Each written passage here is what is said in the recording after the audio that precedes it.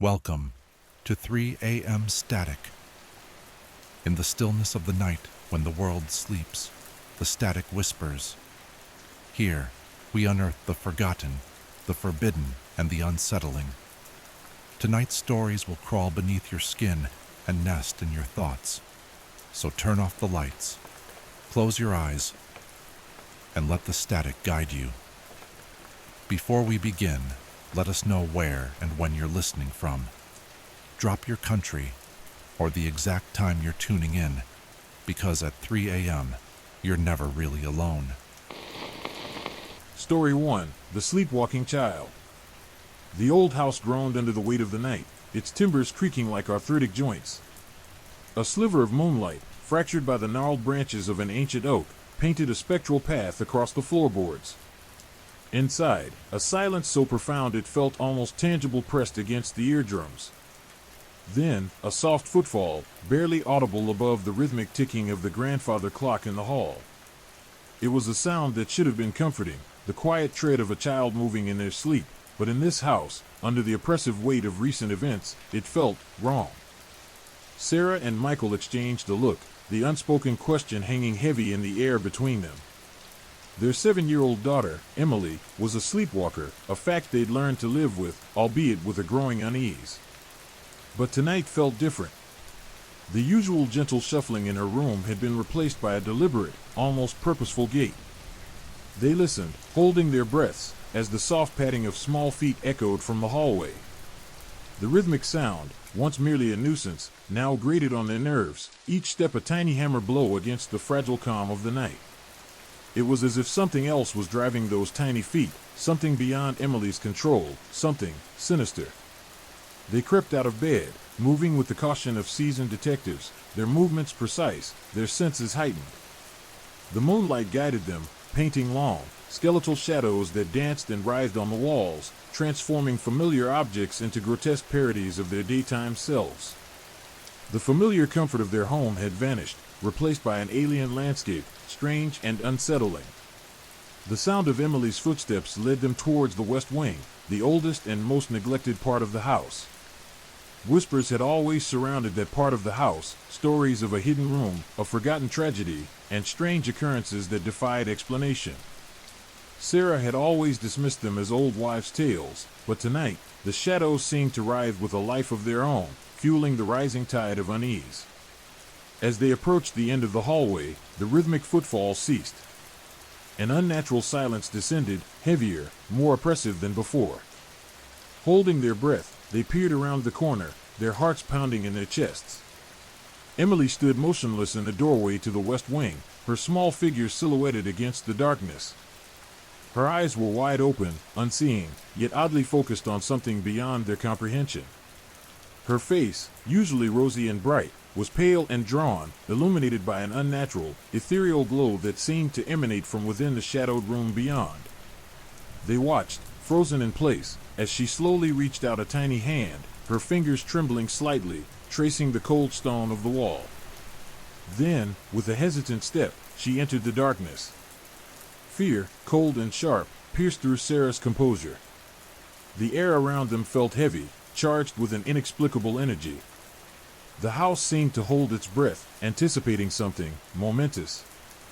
The silence was no longer just quiet, it was a tangible presence, thick and suffocating, a prelude to something far more terrifying. Michael, despite his initial reluctance to believe in the supernatural, felt a chill crawl down his spine. He'd always been a pragmatist, a man of logic and reason, but this situation transcended logic. The feeling of dread was palpable, a chilling weight that pressed down on them, hindering their breath. Gathering their courage, they followed Emily into the west wing. The air grew colder, the shadows deeper. The scent of damp earth and decaying wood filled their nostrils, mingled with a faint, metallic tang that evoked images of blood and rust. A faint whisper, too low to decipher, seemed to snake through the air, barely audible yet unnervingly present. Emily continued her slow, measured walk, her small form a fragile beacon in the inky blackness. She moved with an uncanny grace, her steps silent, almost ethereal, as if guided by an invisible hand. They followed her, their hearts pounding, a mixture of fear and fascination propelling them forward. They found her standing before a large, ornate wooden door, its surface scarred and weathered by time. The wood was dark, almost black, and seemed to absorb the little light that filtered through the cracks in the wall. It was an ancient door, radiating an aura of age and mystery, a silent sentinel guarding secrets hidden for centuries. Emily's tiny hand reached out and touched the cold, smooth surface of the door. Then, slowly, deliberately, she began to trace a series of intricate symbols carved into the wood. They were ancient symbols, unfamiliar yet strangely familiar, radiating an aura of arcane power that set their teeth on edge. As Emily traced the final symbol, the air crackled with energy, the darkness around them intensifying.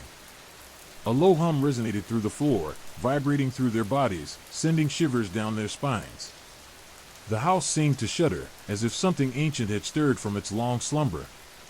Then, the door creaked open, revealing a blackness deeper and more profound than anything they'd ever witnessed.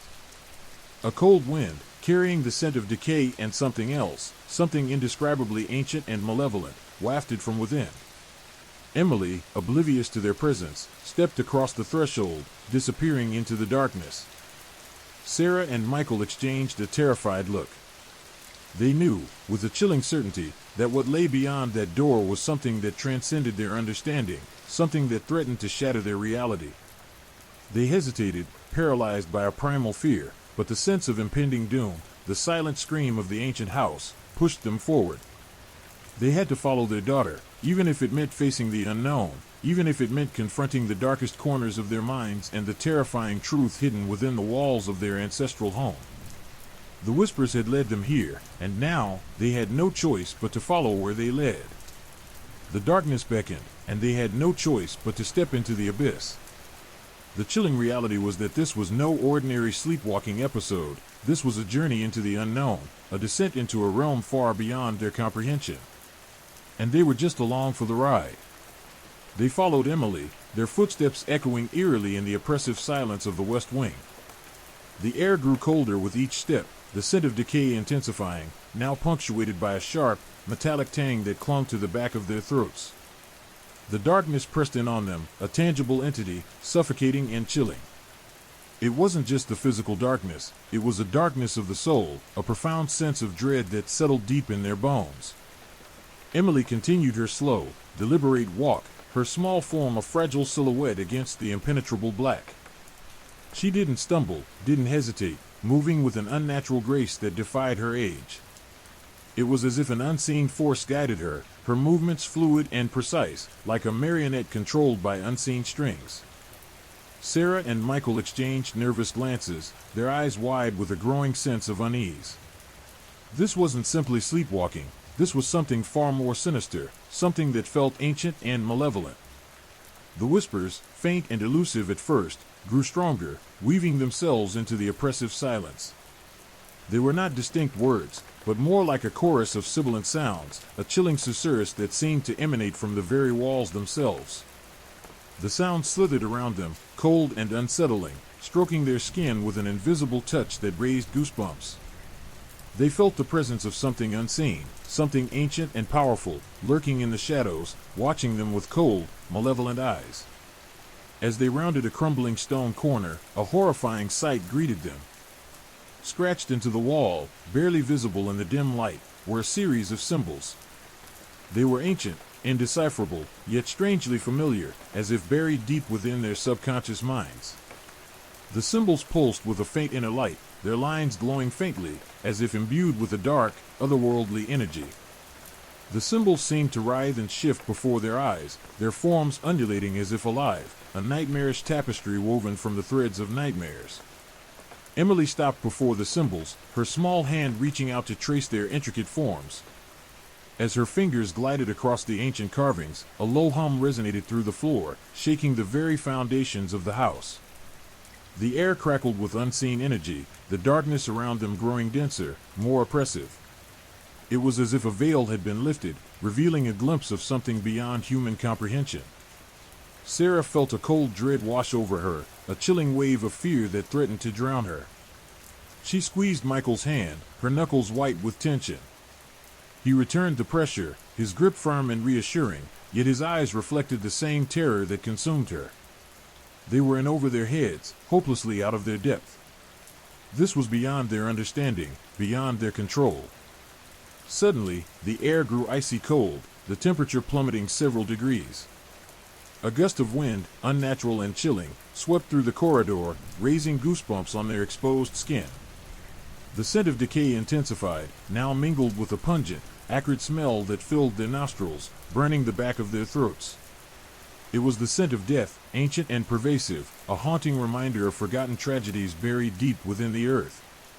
Emily, oblivious to their growing horror, continued to trace the symbols, her small fingers moving with an almost hypnotic rhythm. Her eyes remained wide open, unseeing, yet strangely focused, as if she were communicating with something beyond the physical realm. Her face was pale and drawn, reflecting the ethereal glow that seemed to emanate from the ancient carvings. As she traced the final symbol, the humming intensified, the air crackling with raw energy. The floor trembled beneath their feet, the very walls seeming to breathe with an unnatural rhythm. The house groaned, its timbers creaking in protest as something ancient stirred within its depths. A sense of impending doom settled over them, thick and heavy, suffocating their breath. They felt the presence of something immense, something powerful, something malevolent, watching them, waiting. Then, a voice, low and guttural, echoed through the corridor, weaving its way through the oppressive silence. It wasn't human, not in any way that they understood. It was a voice born of darkness, ancient and chilling, speaking in a language beyond their comprehension yet resonating deep within their souls. The voice spoke of forgotten rituals, of ancient powers, of a world hidden beneath the veil of reality. Emily turned, her eyes now glowing with an eerie light. They weren't Emily's eyes anymore, not the eyes of their innocent daughter. They were eyes of ancient wisdom, eyes that had witnessed millennia pass, eyes that held the secrets of the universe and the chilling knowledge of its inevitable end. Sarah and Michael exchanged a look of helpless dread, a mixture of terror and awe consuming them. They knew, with a chilling certainty, that they were witnessing something truly terrifying, something that defied explanation, something that threatened to shatter their reality. This was more than just sleepwalking, it was an incursion, an invasion, an opening into a world beyond their comprehension. And their daughter was the key. The whispers had led them to the threshold of a nightmarish abyss, and now, with a chilling certainty, they were about to cross it. The journey had taken them from an unsettling sleepwalking episode to a terrifying journey into the heart of something ancient and malevolent. The line between sleep and reality had blurred, their daughter's innocence lost in a maelstrom of otherworldly forces, leaving Sarah and Michael with a choice, to fight the encroaching darkness, or to succumb to the ancient evil that had claimed their daughter and their home. The chilling truth was clear. They were caught in the web of something far greater than themselves, and escape seemed a distant dream. The whispers continued, a chilling symphony of dread, guiding them deeper into the heart of the unknown. The chilling whispers seemed to intensify as they retreated from the ancient symbols, the air heavy with a palpable sense of dread. They led Emily back to her room, their steps hesitant, their hearts pounding in their chests like trapped birds. The house, previously a comforting sanctuary, now felt like a sinister prison, its walls closing in on them, suffocating them with its oppressive silence. The metallic tang of blood, a lingering reminder of their horrifying discovery in the West Wing, still clung to their nostrils, a constant, sickening reminder of the darkness that lurked within. Emily's room, usually a haven of childish innocence, now seemed strangely altered. The toys, once scattered playfully across the floor, were now arranged with a disturbing precision, almost as if placed by an unseen hand. Her drawings, usually vibrant and filled with childish imagination, were now dark and disturbing, depicting grotesque figures and unsettling symbols mirroring those they'd seen etched into the stone wall. A sense of unease settled over them, a chilling premonition of what they were about to find. Sarah's eyes fell on a small wooden box tucked away beneath Emily's bed. It was intricately carved, the wood dark and aged, almost black, its surface covered in symbols that mirrored those they'd seen in the West Wing. A strange energy seemed to emanate from the box, a low hum that vibrated in their chests, creating a chilling resonance with the sounds from the West Wing.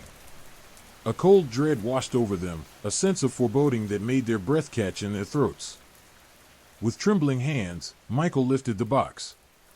It was surprisingly heavy, its weight disproportionate to its size. As he opened it, a gasp escaped Sarah's lips. Inside, nestled on a bed of faded velvet, lay a collection of strange artifacts. There were smooth, black stones, each etched with symbols identical to those they had discovered earlier, pulsating with a faint inner light. There were dried herbs, their scent pungent and unfamiliar, filling the room with a strange, earthy aroma. And there were several small, leather-bound books, their pages filled with a script neither of them recognized, a language ancient and alien. The books appeared to be diaries, or perhaps spell books, their pages filled with a spidery script that seemed to writhe before their eyes. Sarah picked one up, its aged pages brittle and crumbling beneath her touch. The writing was in a language unknown to her, yet as she gazed at the symbols, a wave of understanding washed over her, a chilling knowledge that pierced her soul. The words spoke of rituals, of sacrifices, of a power beyond human comprehension. They spoke of a world hidden beneath the veil of reality, a world of ancient entities and forgotten gods. Michael, meanwhile, examined the black stones. As he held one, a jolt of energy ran through him, causing him to stumble back. He felt a strange connection to the stone, a sense of dread mingled with a sense of awe. The stone seemed to resonate with a dark power, a malevolent energy that pulsed with an almost tangible force. He realized with a chilling certainty that these were not ordinary stones, they were conduits, vessels for a power far older than human history itself. The herbs, Sarah discovered, were not native to their region. Their origins were unknown, their properties mysterious. They released a pungent aroma, a blend of earth and decay, filling the air with a chilling, otherworldly scent. The smell reminded her of the West Wing, of the ancient, malevolent presence they had encountered, the lingering scent of death and decay that clung to the very foundations of their home. As they examined the artifacts, a chilling realization dawned on them. Emily's sleepwalking was not merely a medical condition, it was a ritual, a summoning, an act of communication with the ancient entities whose presence they had sensed in the house. The symbols, the stones, the herbs, they were all pieces of a puzzle, parts of a ritual that had been going on for years, a secret existence hidden beneath the surface of their innocent daughter's life. The thought chilled them to the bone. Their innocent child was unknowingly, perhaps unwillingly, involved in something terrifying, something ancient and malevolent. The implications were staggering. They had stumbled upon a doorway to a world beyond their comprehension, a world of darkness and shadows, a world that threatened to consume them all. The weight of their discovery pressed down on them, a crushing burden that threatened to suffocate them. They realized now that the whispers they'd heard were not mere sounds, but messages, communications from the entities who resided in the shadows of their home, their voices weaving through the very fabric of their existence. Emily had been their conduit, their link to a world beyond human understanding. She had been sleepwalking not to their beds, but to the heart of darkness that lay hidden within the walls of their house, a darkness that was reaching out, calling to her, claiming her. A cold dread washed over them, a wave of terror that left them breathless and trembling. They were not merely dealing with a child's sleepwalking episode, they were dealing with something far more sinister, something ancient and powerful, something that threatened to destroy their family, their lives, their very reality. The line between the familiar and the terrifying had irrevocably blurred, leaving them stranded in a realm beyond logic, a realm where the whispers of ancient evils held sway. The hidden secret unearthed in Emily's room was not simply a collection of strange objects, it was a key, a gateway to a world of nightmare, a world that threatened to consume them. Their journey into the heart of darkness had only just begun. The fight for their daughter's soul, and the survival of their family, had just entered a new, far more terrifying phase. The whispers continued, a chilling symphony of dread, guiding them deeper into the labyrinth of the unknown. Their innocent daughter was a pawn in a game far older than time itself, and the stakes were higher than they could possibly imagine. The question was no longer whether they could escape, but whether they could survive. The ancient evil had revealed itself, and the battle for their family's survival had begun. The implications were horrifying. The sleepwalking was not a medical condition but a ritual, a summoning, and Emily was unknowingly their key.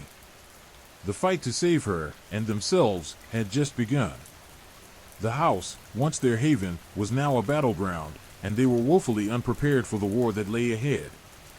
The true horror lay not just in what they'd found, but in what was yet to be uncovered. Their journey had taken them from an unsettling sleepwalking episode to a harrowing confrontation with an ancient and malevolent power. The fight was far from over, it had just begun. The chilling whispers continued, guiding them deeper into the abyss. The weight of their discovery pressed down on them, a crushing burden that threatened to suffocate the breath from their lungs. The artifacts in the box weren't just objects, they were pieces of a horrifying puzzle, fragments of a ritual far older than their family, their home, perhaps even their town. The symbols, chillingly familiar from the West Wing, pulsed with a faint, internal light, a malevolent heartbeat in the stillness of the room. Michael, still shaken from the jolt he'd received from one of the black stones, felt a creeping dread crawl up his spine. He looked at Sarah, her face pale and drawn, her eyes wide with the terror he mirrored. Their daughter, Emily, their sweet, innocent Emily, was at the center of it all. Her sleepwalking wasn't a medical anomaly, it was a ritualistic act, a conduit for something ancient and malevolent. The realization struck them with the force of a physical blow, leaving them reeling, their previous fears dwarfed by the monstrous truth unfolding before them. They had stumbled into a world beyond their wildest nightmares, a world where childhood innocence was a mere veil concealing a terrifying pact with the unknown. The small, leather-bound books, their pages filled with an alien script, offered tantalizing glimpses into the entity's nature. Sarah, her fingers trembling, carefully turned the brittle pages. The words, although indecipherable at first glance, seemed to resonate within her, tapping into a primal fear that transcended language. They spoke of sacrifice, of appeasement, of a power that fed on the life force of the innocent. They spoke of a being that existed in the shadows, a presence that could manipulate the very fabric of reality. The descriptions of the rituals were chillingly graphic, detailing elaborate ceremonies involving the herbs and stones. The herbs, Sarah discovered through painstaking research later, were from a remote, uncharted region of the Himalayas, used in ancient shamanistic practices for summoning entities from beyond the veil. Their potent, earthy scent still clung to the air, a lingering testament to the darkness they unleashed. The stones, meanwhile, acted as focal points, conduits for the entity's malevolent energy, absorbing and amplifying its power. The entity's influence on Emily was evident in her recent behavior. The change wasn't sudden but gradual, subtle shifts in her personality, her drawings, her sleep. They'd attributed it to growing pains, to the normal anxieties of childhood, oblivious to the insidious manipulation unfolding beneath the surface. Now, looking back, they saw the signs, the sudden, inexplicable fears, the nightmares punctuated by chilling whispers, the recurring symbols that seemed to haunt her drawings like a malevolent signature. The entity, they realized, wasn't just influencing Emily, it was communicating with her, using her as a vessel, a bridge between its shadowy realm and their own. Her sleepwalking wasn't merely wandering, it was a ritualistic pilgrimage, a nightly communion with the entity. The ancient symbols etched into the walls of the West Wing weren't random markings, they were navigational charts, pathways for the entity to manifest its power in their world. The implications were terrifying. Their innocent child, their cherished daughter, was unknowingly entwined in a pact with an ancient evil. The entity wasn't merely lurking in the shadows, it was actively weaving itself into their lives, subtly manipulating events, subtly influencing their behavior. They felt a chill, a cold dread that went beyond fear. It was a primal awareness of vulnerability, an understanding that their family, their very existence, was at stake. The silence in the room was broken only by their ragged breathing, the heavy thudding of their hearts against their ribs, a counterpoint to the chilling silence of the house. The house itself seemed to have become a sentient entity, its walls pulsing with the entity's malevolent energy. Every creak, every whisper, every shadow seemed imbued with a sinister purpose. The previously comforting sanctuary had become a sinister prison, a cage of their own making. The hours that followed were filled with a desperate search for answers. They spent the night poring over the strange books, deciphering the cryptic symbols, searching for clues to the entity's identity and its intentions. The more they learned, the more they realized how little they truly understood. The entity's power was vast, its reach far-reaching. It was an ancient being, a primordial entity whose existence predated human civilization, a being that existed beyond the comprehension of modern science or religion. They tried contacting experts, paranormal investigators, occult scholars, even priests. But their descriptions of the entity were met with either skepticism or fear. No one seemed to have encountered anything quite like it before. The entity was too ancient, its origins too obscure, its power too vast.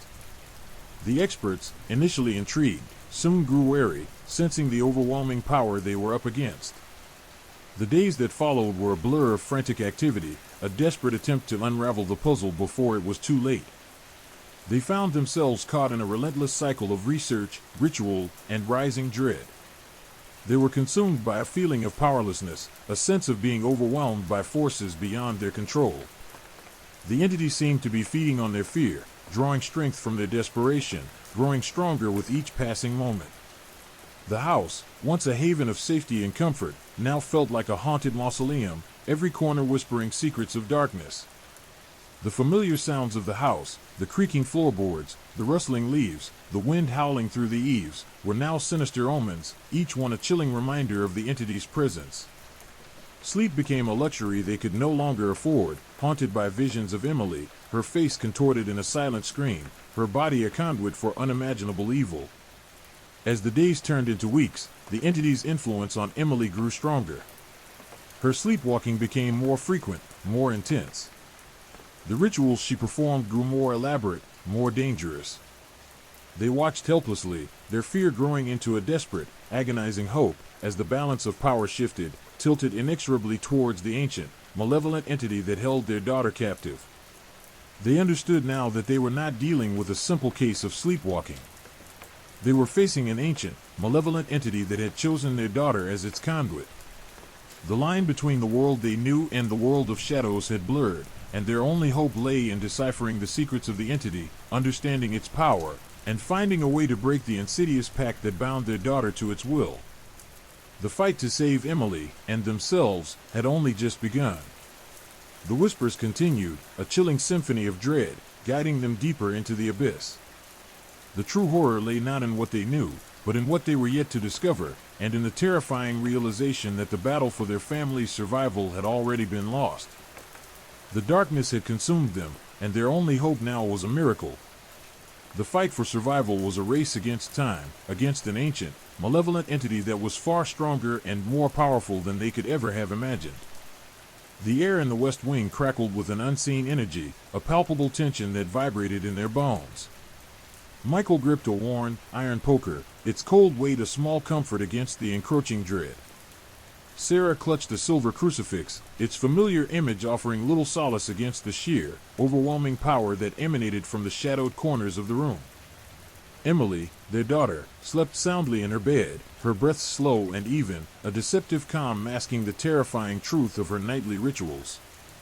They had spent weeks deciphering the ancient texts, piecing together the fragmented clues, the chilling details of the entity's nature and its demands. They learned of its origins, a being born from the primordial chaos, a creature of shadow and nightmare, existing beyond the veil of human comprehension. It fed on life force, on the innocence of children, using their dreams as pathways to this world. Emily, unknowingly, was its conduit, its vessel. The text spoke of a ritual, a sacrifice, needed to appease the entity and sever the connection. The ritual required a specific combination of herbs, stones, and a precise incantation, all meticulously detailed in the decaying pages. The instructions were chillingly explicit, each step a descent into a darker, more terrifying realm. They had gathered the necessary components. The herbs, sourced from a remote Himalayan region, filled the air with their pungent, earthy scent, a perfume of dread. The black stones, pulsing with a faint inner light, lay on the altar they had hastily constructed in the center of the room, their cold surfaces radiating a malevolent energy. The air itself seemed to thicken, to vibrate with the entity's presence, a chilling anticipation hanging heavy in the room. As Michael began the incantation, a low hum filled the air, growing in intensity with each word. The symbols on the walls glowed, pulsating with an eerie light, casting grotesque shadows that danced and writhed like living things. The temperature dropped precipitously, a wave of icy air washing over them, raising goosebumps on their skin. The crucifix in Sarah's hand grew frigid, almost painful to touch. The entity manifested slowly, subtly at first, a distortion in the air, a flickering of shadows. Then it coalesced, taking shape, solidifying into a form both horrifying and ethereal. It wasn't a creature of flesh and blood, but a being of pure darkness, a swirling vortex of shadows and whispers. Its form shifted and changed, morphing into nightmarish visions, faces contorted in silent screams, eyes burning with malevolent glee. The air crackled with energy, the scent of ozone filling their nostrils. Fear, raw and primal, threatened to overwhelm them. But they held firm, their love for Emily overriding their terror. Michael continued the incantation, his voice shaking but resolute, his eyes fixed on the entity, refusing to break eye contact. Sarah, despite her trembling hands, held the crucifix aloft, a fragile shield against the overwhelming darkness. The entity responded with a shriek, a sound that resonated deep within their souls, a symphony of agony and rage. The room shook violently, the shadows swirling with chaotic fury. The black stones pulsed violently, their inner light intensifying, casting the room in an infernal glow. The ancient symbols on the walls seemed to writhe, as if alive, and the air grew thick with a suffocating pressure. As the ritual neared its climax, the entity launched a psychic attack, a barrage of terrifying images and whispers assaulting their minds. They saw their worst fears realized, Emily's lifeless body, the house consumed by flames, their lives reduced to ashes. The images were excruciatingly vivid, incredibly real, threatening to break their wills. But they persevered, clinging to the last vestiges of their sanity. They chanted the incantation, their voices echoing the ancient words, a shield against the entity's assault. The culmination of the ritual involved a final offering, a sacrifice of their own fear, a surrender to the inevitable. They had to confront their deepest fears, their darkest anxieties, their deepest regrets. The ritual worked. Slowly, gradually, the entity's power began to wane. The light faded, the shadows receded. The hum ceased, and the horrifying images dissolved into nothingness. The oppressive pressure lifted, the air clearing, revealing the dawn's pale light breaking through the window. Emily stirred, her breath slowing, returning to a normal rhythm. She opened her eyes, her gaze clouded with confusion. She looked at them, a flicker of recognition in her eyes. The entity was gone. However, the peace that followed was a fragile thing, tainted by a chilling awareness. The ordeal had left its mark, scars etched onto their minds, memories that would haunt them forever.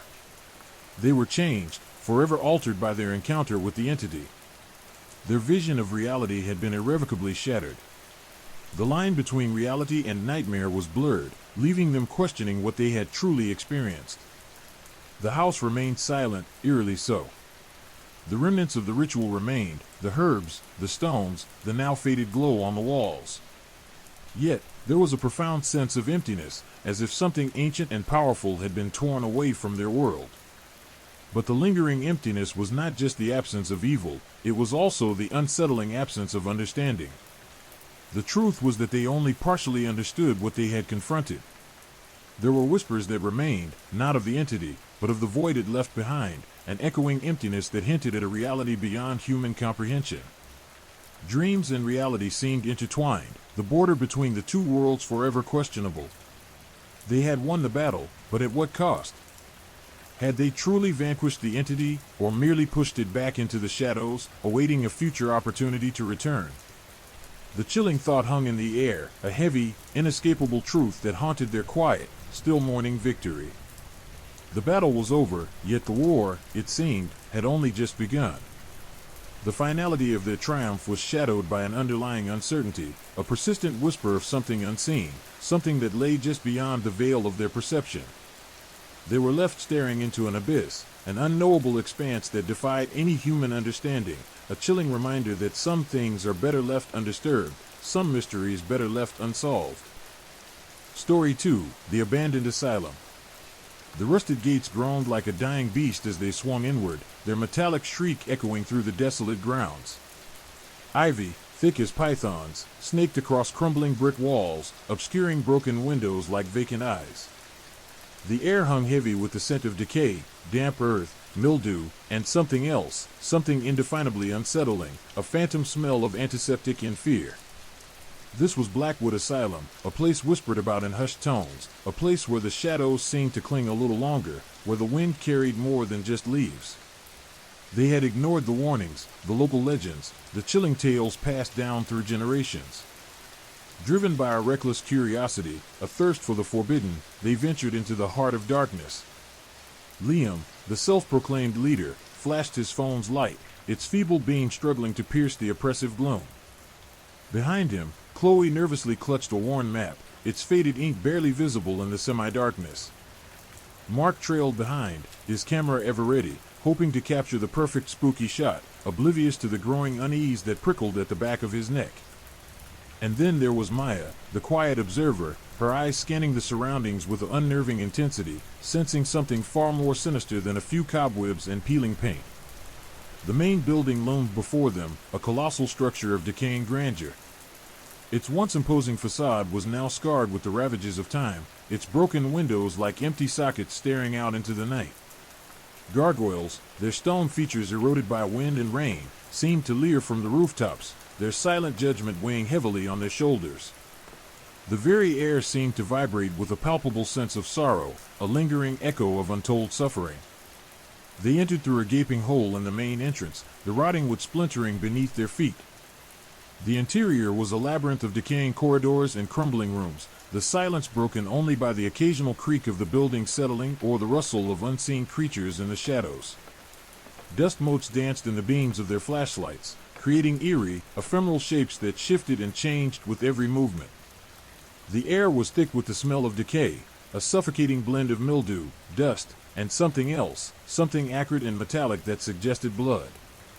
Each room held its own story, its own silent testament to the asylum's dark past. In one, a tattered straitjacket hung from a rusted hook, a ghostly reminder of the patients who had once been confined within these walls. In another, a child's drawing, crudely rendered yet hauntingly beautiful, lay discarded on the floor, its vibrant colors a stark contrast to the overall gloom. The images seemed to whisper tales of forgotten lives, of hopes and dreams shattered by the cruel hand of fate. The deeper they ventured, the more uneasy they became. The temperature seemed to drop with each step, a chilling draft that seeped into their bones despite their jackets. Shadows stretched and contorted, playing tricks on their eyes, creating fleeting visions that were both disturbing and impossible to fully comprehend. They heard whispers, faint and ethereal, carried on the wind that snaked through the broken windows, whispers that seemed to carry the weight of untold tragedies. They found a room that had once been a common area, or what was left of one. A shattered piano lay amidst scattered furniture, its keys yellowed and broken, a silent testament to the music that had once filled the room. A faint scent of lavender, a surprisingly cheerful contrast to the general atmosphere, clung to the air, a ghost of comfort in a place defined by suffering. A sense of immense loss permeated the room. A palpable sadness clung to every surface, every shard of broken glass, every crack in the wall. They couldn't help but feel the presence of those who had once occupied this place, the ghostly echo of their laughter, their cries, their silent pleas for help. In the basement, the darkness was absolute, the air thick with a musty odor that clung to their clothes and hair long after they left the place. Water dripped from the ceiling, each drop echoing in the oppressive silence, the rhythmic sound drumming an unsettling rhythm against their eardrums. The walls were slick with moisture, the air cold and heavy, creating the feeling that they were trespassing on sacred, or accursed, ground. Here, the whispers were more insistent, more urgent, seeming to emanate from the very walls themselves. As they explored the labyrinthine corridors, they came across a room that seemed untouched by time. A collection of old photographs hung on the wall, their faded images depicting a time before the asylum's decline, smiling faces, laughing children, and the staff, their expressions ranging from weary compassion to grim determination. These were not the expressions they had expected to see. They were not the images of the tormented and despairing that were typical in such settings. This place had felt different, more complex. The pictures were almost comforting. A strange paradox in a place steeped in horror and despair. Suddenly, Chloe screamed, her voice sharp and high-pitched. cutting through the silence. A shadowed figure had darted across the hallway, disappearing behind a crumbling wall. They shone their lights into the darkness, but found nothing. Their hearts hammered in their chests, a frantic rhythm that echoed the building's own decaying heartbeat. Their initial curiosity had vanished, replaced by an overwhelming sense of fear. Liam, trying to appear brave, suggested they return. But as they turned to leave, they heard it, a low, guttural growl that seemed to emanate from the depths of the building, a sound that sent shivers down their spines. The air crackled with an unseen energy, the darkness pressing in on them, the shadows seeming to writhe and twist like living things. They fled, their steps frantic, their hearts pounding in their chests, the growls echoing behind them, pursuing them through the labyrinthine corridors of the abandoned asylum. The escape was a blur of frantic movement, a desperate scramble through the darkness. They stumbled, they fell, their flashlights casting eerie, dancing shadows that amplified their fear. The whispers pursued them, the growls resonating in their ears long after they'd burst through the gates and back into the relative safety of the night. The night seemed to close in around them, as if the asylum's malevolence had followed them out of its walls. Once outside, gasping for breath, they looked back at the imposing structure, silhouetted against the night sky. It seemed to loom larger than before, an ominous presence casting a long, dark shadow across their lives. The experience had shaken them to their core, a chilling reminder that some doors are best left unopened, some mysteries better left unsolved. The silence that followed was broken only by their ragged breathing and the distant, unsettling growls that echoed in their memories. They knew then, with absolute certainty, that they had not only disturbed something ancient, but had stumbled onto a truth far more terrifying than any ghost story could ever convey. The horrors they witnessed within those walls would forever haunt their waking hours and disturb their deepest slumber. They carried Blackwood's secrets, and a piece of its darkness, within them forever. The experience was not just fear-inducing, it was transformative, leaving an indelible mark on their souls that would never fully fade. The asylum, and its secrets, had claimed a part of them. The basement air hung thick and heavy, a miasma of damp earth and something else, something metallic and faintly sweet that clung to the back of the throat. Their flashlights cut meager swaths through the gloom, revealing crumbling concrete walls stained with an ominous, dark residue. Water dripped incessantly from unseen leaks, each drop a tiny percussion in the suffocating silence. Liam, usually the most boisterous, moved with a cautious slowness, his flashlight beam dancing nervously across the damp, slick floor. They found what looked like a forgotten storage room, a small space tucked away in a shadowy corner. The door, or what was left of it, hung precariously on a single rusted hinge, groaning a mournful protest as Liam pushed it open. Inside, stacked haphazardly against the wall, were dusty cardboard boxes, their contents unknown, their labels long since obliterated by time and decay. The air within the room seemed even colder, denser, heavy with the weight of forgotten things. Chloe, her initial terror momentarily forgotten in the face of morbid curiosity, reached for a box closest to the entrance. It was surprisingly light, and yielded easily to her touch. Inside, nestled among yellowed newspaper clippings and brittle documents, were several small, leather-bound books. Their pages were brittle with age, but the faint scent of old ink and leather still clung to them. Liam carefully extracted one, its cover embossed with a faded, almost illegible crest. As he opened it, a cloud of dust puffed into the air, a silent sigh from the past. The pages were filled with meticulous script, a spidery handwriting detailing the histories of the asylum's former inhabitants. Not just medical records, but disturbingly detailed accounts of their lives, their illnesses, and their treatments, or, rather, the lack thereof. The entries were chilling, clinical, yet laced with a disturbing undercurrent of something else, indifference bordering on cruelty. They read of experimental therapies, of brutal restraints, of patients left to wither and die in neglected corners of the building. The casual cruelty of the language was enough to send shivers down their spines. It was a horrifying glimpse into the darker side of humanity. Mark, despite his initial desire for spooky pictures, seemed genuinely disturbed. He held his camera loosely, his face pale beneath the harsh glare of his flashlight. Maya, ever quiet, scanned the pages, her expression unreadable, as if she had somehow expected this level of darkness. She pointed to a specific entry, her finger tracing a faded, almost illegible passage. The entry described a series of disappearances, patients vanishing without a trace. The records offered no explanations, merely terse statements of fact, followed by the notation unaccounted for, repeated time and again. The entries became progressively more disturbing, culminating in a chilling note from the asylum's superintendent, a curt statement indicating that investigations have been suspended pending further instructions. No further instructions were ever recorded. The implication was clear: someone, or something, was actively covering up the truth. A disturbing realization that sent a fresh wave of unease over the group. In another box, they discovered a collection of strange artifacts, intricately carved wooden dolls, their eyes vacant and unsettling, their limbs grotesquely contorted. They also found worn musical instruments, their strings snapped, their bodies warped and cracked with age. There were also several canvases of disturbing paintings, depicting surreal landscapes and unsettling figures with elongated limbs and vacant eyes. The imagery was disturbing, abstract, yet filled with a palpable sense of dread. These were not simply products of artistic expression. These were expressions of tormented minds, channeled through paint and wood and string. They felt a chilling energy emanating from these objects, a tangible sense of despair and torment that settled upon them like a shroud. Each artifact seemed imbued with a dark, unsettling aura, as if it contained a piece of the asylum's tortured past. One of the paintings, particularly striking, depicted a swirling vortex of dark colors, with a single, haunting figure in the center. The figure appeared ethereal, almost translucent, yet its presence was undeniably powerful. As they examined the canvas more closely, Chloe noticed something unusual: subtle markings etched into the frame.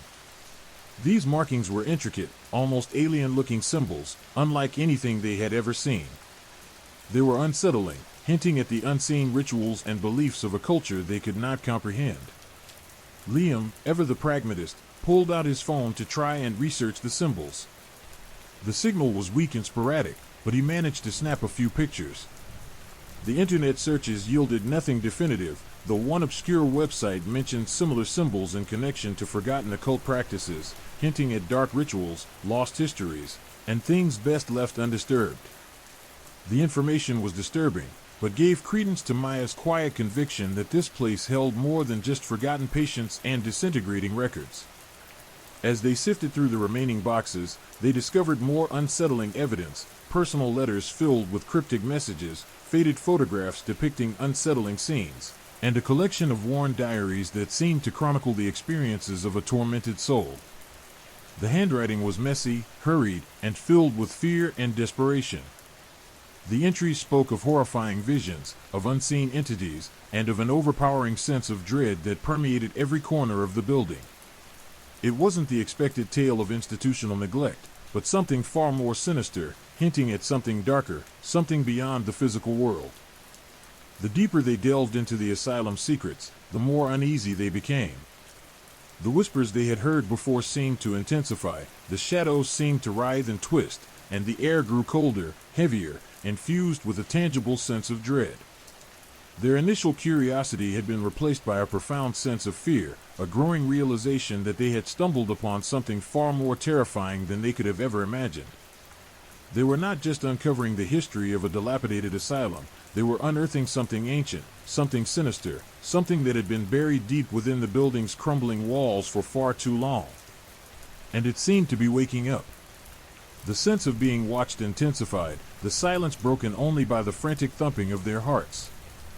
The weight of their discoveries pressed upon them. The unsettling discoveries were more than just disturbing, they were terrifying, revealing a truth far more horrific than any ghost story could ever convey. This wasn't just an abandoned building, this was a gateway to something far more sinister. The flickering beam of Liam's flashlight danced across a chipped porcelain doll, its painted eyes seeming to follow their every move. A low moan, almost imperceptible at first, vibrated through the floorboards, a sound that seemed to resonate deep within their bones. It wasn't the creak of settling timbers, the groan of an aging building, it was something else. something that sent a shiver of primal fear crawling down their spines. Chloe, her breath catching in her throat, pointed to a shadowed corner of the room. "Did you see that?" she whispered, her voice barely audible above the persistent drip, drip, drip of water. Mark, usually quick with a joke to lighten the mood, was silent, his camera clutched tightly in his hands, his focus seemingly fixed on some unseen point in the darkness. Maya, her expression unreadable as always, nodded slowly. They had all seen it, a fleeting movement, a shadow that shifted and writhed, too quick to be fully comprehended, yet undeniably there. The air grew colder, heavier, the silence pressing in on them like a physical force. As they moved deeper into the asylum's labyrinthine corridors, the paranormal activity intensified. Whispers snaked around them, disembodied voices murmuring unintelligible phrases, the sounds both near and far, seeming to emanate from the very walls themselves. Objects moved on their own. A stack of crumbling medical files toppled from a shelf with a soft thud, and a rusted metal tray slid across the floor, its metallic scrape echoing in the oppressive silence. The temperature fluctuated wildly. One moment, they were shivering in a bone-chilling cold, the next, a wave of suffocating heat washed over them, leaving them drenched in sweat. A spectral chill ran down their spines, a feeling of being watched, of unseen eyes boring into their very souls. The feeling wasn't merely unsettling, it was deeply unnerving, as if they were trespassing on a sacred, or perhaps cursed, ground. Suddenly, a faint scent of decay, sharp and acrid, filled the air, a stench that seemed far too strong for the decaying building. It was overlaid with another scent, something sweet and sickly, almost cloying, like overripe fruit left to rot in the summer sun. This strange combination of smells, death and decay mixed with an unnerving sweetness, hung heavy in the air, clinging to their clothes, their hair, their very being. It was a scent that seemed to seep into their pores, a physical manifestation of the building's oppressive atmosphere. Liam, his pragmatism starting to crumble under the weight of the mounting evidence, pulled out his EMF reader. The needle flickered wildly, jumping erratically across the dial, registering levels far beyond anything he could explain. The device was designed to detect electromagnetic fields. It didn't register paranormal activity. Yet, the reading was undeniable. Something was there, something beyond the realm of their scientific understanding, generating an energy field of unpredictable strength. As they rounded a crumbling corner, they found themselves in a large, cavernous room, once the asylum's main ward. The air hung thick with a palpable sense of despair, the silence broken only by the occasional whisper or moan. In the dim light, they could make out rows of empty beds, their frames rusted and decaying, draped in cobwebs that clung to the worn mattresses like spectral shrouds. A sudden gust of wind swept through the room, extinguishing Liam's flashlight, plunging them into absolute darkness. A chorus of whispers erupted around them, a cacophony of disembodied voices, their tones ranging from mournful sobs to guttural growls.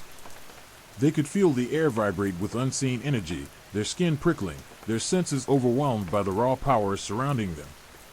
Panic threatened to overwhelm them, but they clung to each other, their shared fear a strange, morbid comfort in the terrifying darkness. Mark fumbled for his camera, its flash momentarily illuminating the room, revealing fleeting glimpses of shadowy figures darting between the beds. The figures were indistinct, almost translucent, yet their presence was undeniable, their movements swift and silent, like wraiths moving through the night.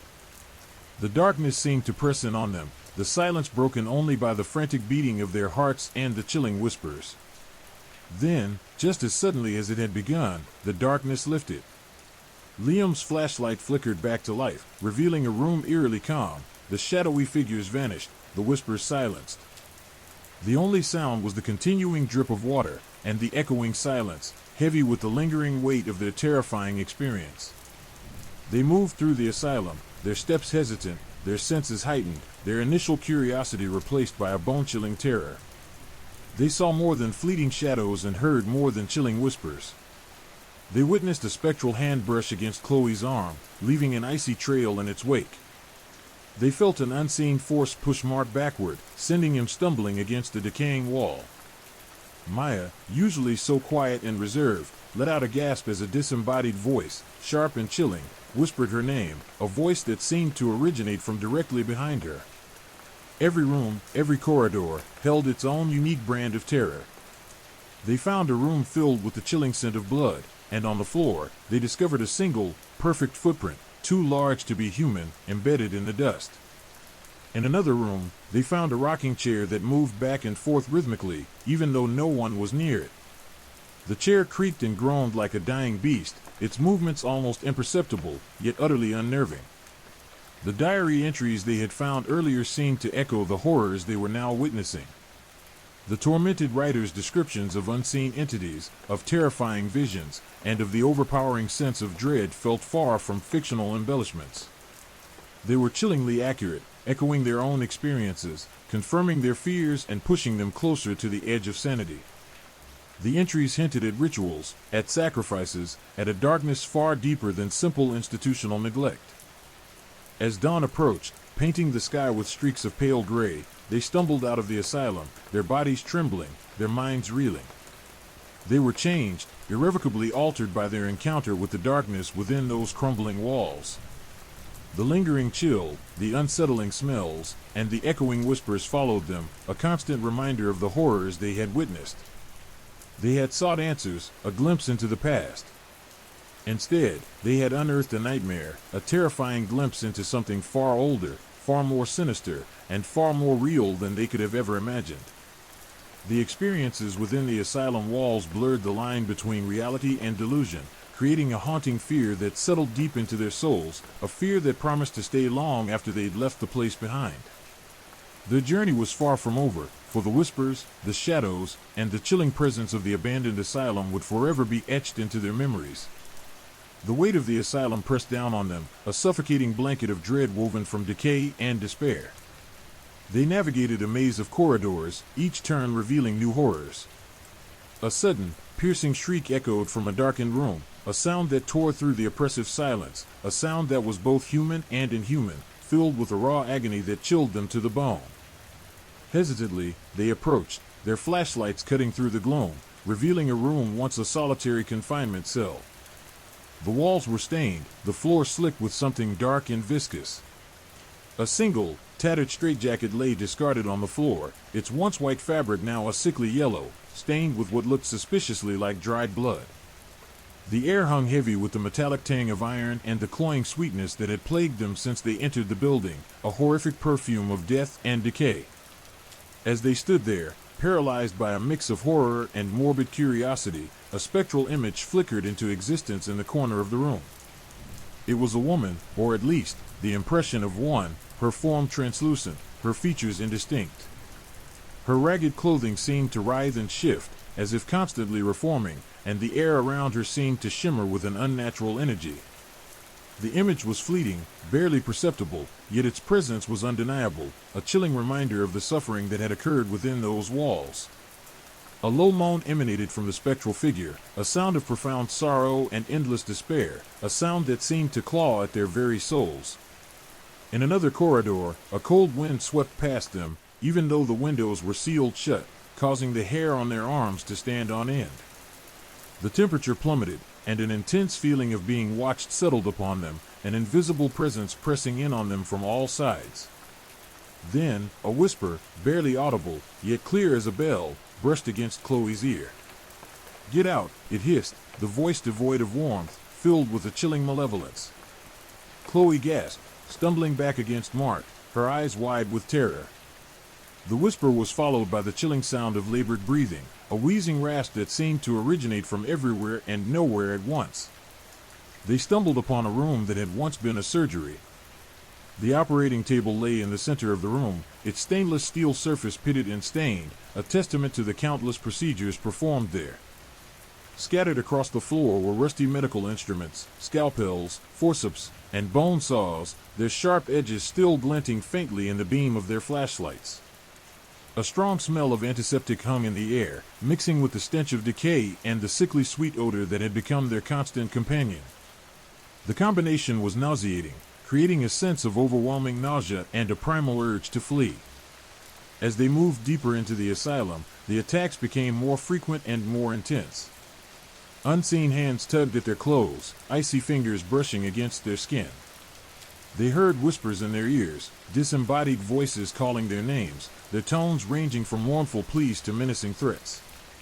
They felt icy drafts of wind on their necks, and shadow figures darted through their peripheral vision, always just beyond the range of their flashlights. The very air seemed to vibrate with unseen energy, their senses overwhelmed by a palpable sense of malevolence.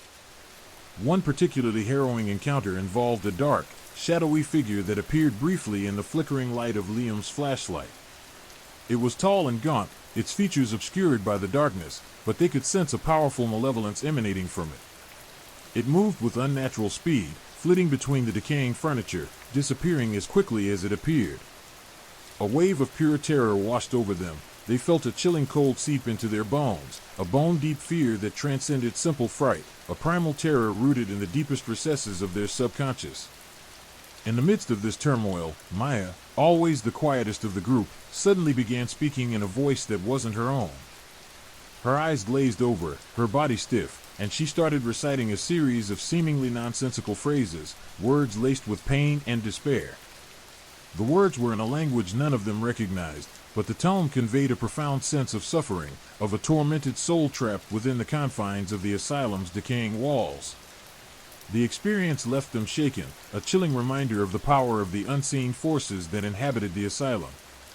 The words, though incomprehensible, hung in the air like a haunting melody, a testament to the horrors that had unfolded within those walls. As the night wore on, the terrifying encounters escalated. They witnessed objects moving on their own, chairs shifting, doors slamming, and medical files tumbling from shelves. They felt a chilling touch, a fleeting caress on their skin that left a trail of ice in its wake. The whispers became more menacing, filled with threats and promises of unimaginable horrors. They saw things in the periphery, fleeting glimpses of shadowy figures, ghostly apparitions, and things that defied description, that left them paralyzed with fear. The sheer intensity of the paranormal activity was overwhelming. Liam's EMF reader registered off-the-charts readings, indicating an unnatural surge of energy. The air crackled with a palpable tension, the silence punctuated by chilling whispers and the occasional blood-curdling scream. They were trapped in a nightmarish vortex of fear and despair, their sanity teetering on the brink. The diary entries they had found earlier provided a chilling context to the horrors they were experiencing. The writer's descriptions of the entities that haunted the asylum, the rituals they performed, and the sacrifices they made were mirrored in the events unfolding around them. The diary detailed chilling stories of patients being subjected to brutal experiments, of unimaginable tortures, and of the suffering that had persisted long after the asylum had been abandoned. As dawn finally broke, casting a pale light through the asylum's grimy windows, the friends stumbled out into the early morning light, their bodies trembling, their minds reeling from the night's horrors. They were changed, forever marked by their encounter with the unseen forces that inhabited the abandoned asylum. The lingering chill, the oppressive silence, and the haunting whispers followed them, a constant reminder of the terrifying night they had spent within those decaying walls. They had sought answers, a glimpse into the past, but they had uncovered a nightmare far beyond anything they could have ever imagined. The asylum, with its chilling secrets and its tormented spirits, had become a part of them, a haunting reminder of the darkness that lurked just beyond the veil of reality. The experience shattered their perceptions of the world, blurring the lines between reality and the paranormal, leaving them forever changed. The whispers, the shadows, and the chilling presence of the abandoned asylum would forever be etched into their memories, a constant reminder of the night they dared to venture into the realm of the unknown. Their journey, they realized with a shudder, was far from over. The last vestiges of the night clung to the crumbling brickwork as they stumbled out of the asylum's gaping maw. Dawn painted the sky in bruised purples and sickly yellows, a fitting backdrop to the devastation etched onto their faces. They didn't run, not exactly. More like a stumbling, silent retreat, each step a testament to the fear that still clawed at their insides. The air, once thick with the stench of decay and something indescribably foul, now tasted of damp earth and the faint sweetness of impending rain. But the sweetness held no comfort. It was a macabre reminder of the scent that had clung to them throughout their ordeal, a spectral perfume of death. Liam, usually the stoic leader of their group, leaned heavily on Mark, his breath coming in ragged gasps. His usually bright eyes were dull, shadowed with a deep exhaustion that went beyond physical tiredness. The EMF reader, clutched tightly in his hand, still hummed faintly, a ghostly echo of the intense energy readings they'd recorded within the asylum's walls. The device felt strangely cold against his skin, a persistent chill that mirrored the icy dread that settled deep within his bones. Chloe, her usually vibrant energy extinguished, clung to Maya, her fingers digging into Maya's arm like grappling hooks. Maya herself was a steady and unsettling quietude. The unsettling torrent of alien words, the chilling incantations that had poured from her lips within the asylum's walls, had left her drained, her eyes vacant, her mind seemingly adrift in a sea of shadows. She didn't speak, didn't react, just walked, a ghost mirroring the spectral figures they'd encountered in the asylum's corridors. Mark, the pragmatic one, the voice of reason, was oddly silent. His usual calm demeanor was replaced by a stark, almost frightened stillness. He seemed to be fighting to maintain control, his jaw clenched tight, his eyes darting nervously around as if expecting the shadows to stretch out and claim them again. The experience had stripped away his carefully constructed facade of rationalism, leaving behind a raw, palpable vulnerability. The asylum had not only invaded their minds, it had infiltrated their souls. As they stumbled down the overgrown path leading away from the ruin, the feeling of being watched lingered, a persistent, chilling sensation that clung to them like a second skin. The whispers, though muted now, were still there, faint echoes of the menacing voices that had haunted them throughout the night. They could almost feel the icy fingers brushing against their skin, the spectral touch leaving a lingering trail of bone-chilling cold. The sun finally broke through the clouds, casting a pale light upon their faces, revealing the extent of their exhaustion. Their clothes were torn, their hair disheveled, and their faces were pale and streaked with dirt and grime. Yet, the physical damage paled in comparison to the psychological scars that the asylum had left behind. The silence in the car was heavier than the oppressive atmosphere within the asylum itself. Each breath seemed to carry the weight of their shared trauma. The drive back was a blur, a series of fleeting images, the decaying walls, the spectral figures, the chilling whispers, Maya's vacant eyes, Liam's haunted gaze. The memories played on repeat, a relentless slideshow of horror. Reaching the familiar surroundings of their own homes offered little comfort. The normalcy of their lives felt alien, a stark contrast to the nightmarish reality they had just escaped. Their homes, once havens of peace and security, now seemed strangely vulnerable, exposed to the unseen horrors they had encountered. The days that followed were a haze of sleepless nights and haunting memories. They were each tormented by vivid nightmares, reliving the night's events in excruciating detail. The whispers persisted, even in the quiet of their own homes, their tones ranging from mournful pleas to sinister threats. The shadowy figures flickered at the edges of their vision, their forms elusive and terrifying. They tried to function, to return to their normal lives, but the asylum's insidious grip refused to loosen its hold. The experiences they shared in that dilapidated building created an unbreakable bond, but it was a bond forged in the fires of terror, a shared trauma that would forever link them. They found solace in each other's company, sharing their fears and anxieties, but the haunting memories persisted, a constant reminder of the darkness that lurked just beneath the surface of reality. Their individual struggles became a shared burden, an unbreakable link formed in the crucible of their nightmarish experience. The chilling events in the asylum had shaken their fundamental beliefs about the world, blurring the lines between reality and the paranormal. They questioned their sanity, their perceptions, their grip on reality itself. The once clear line between fiction and fact had been irrevocably blurred, leaving them adrift in a sea of doubt and uncertainty.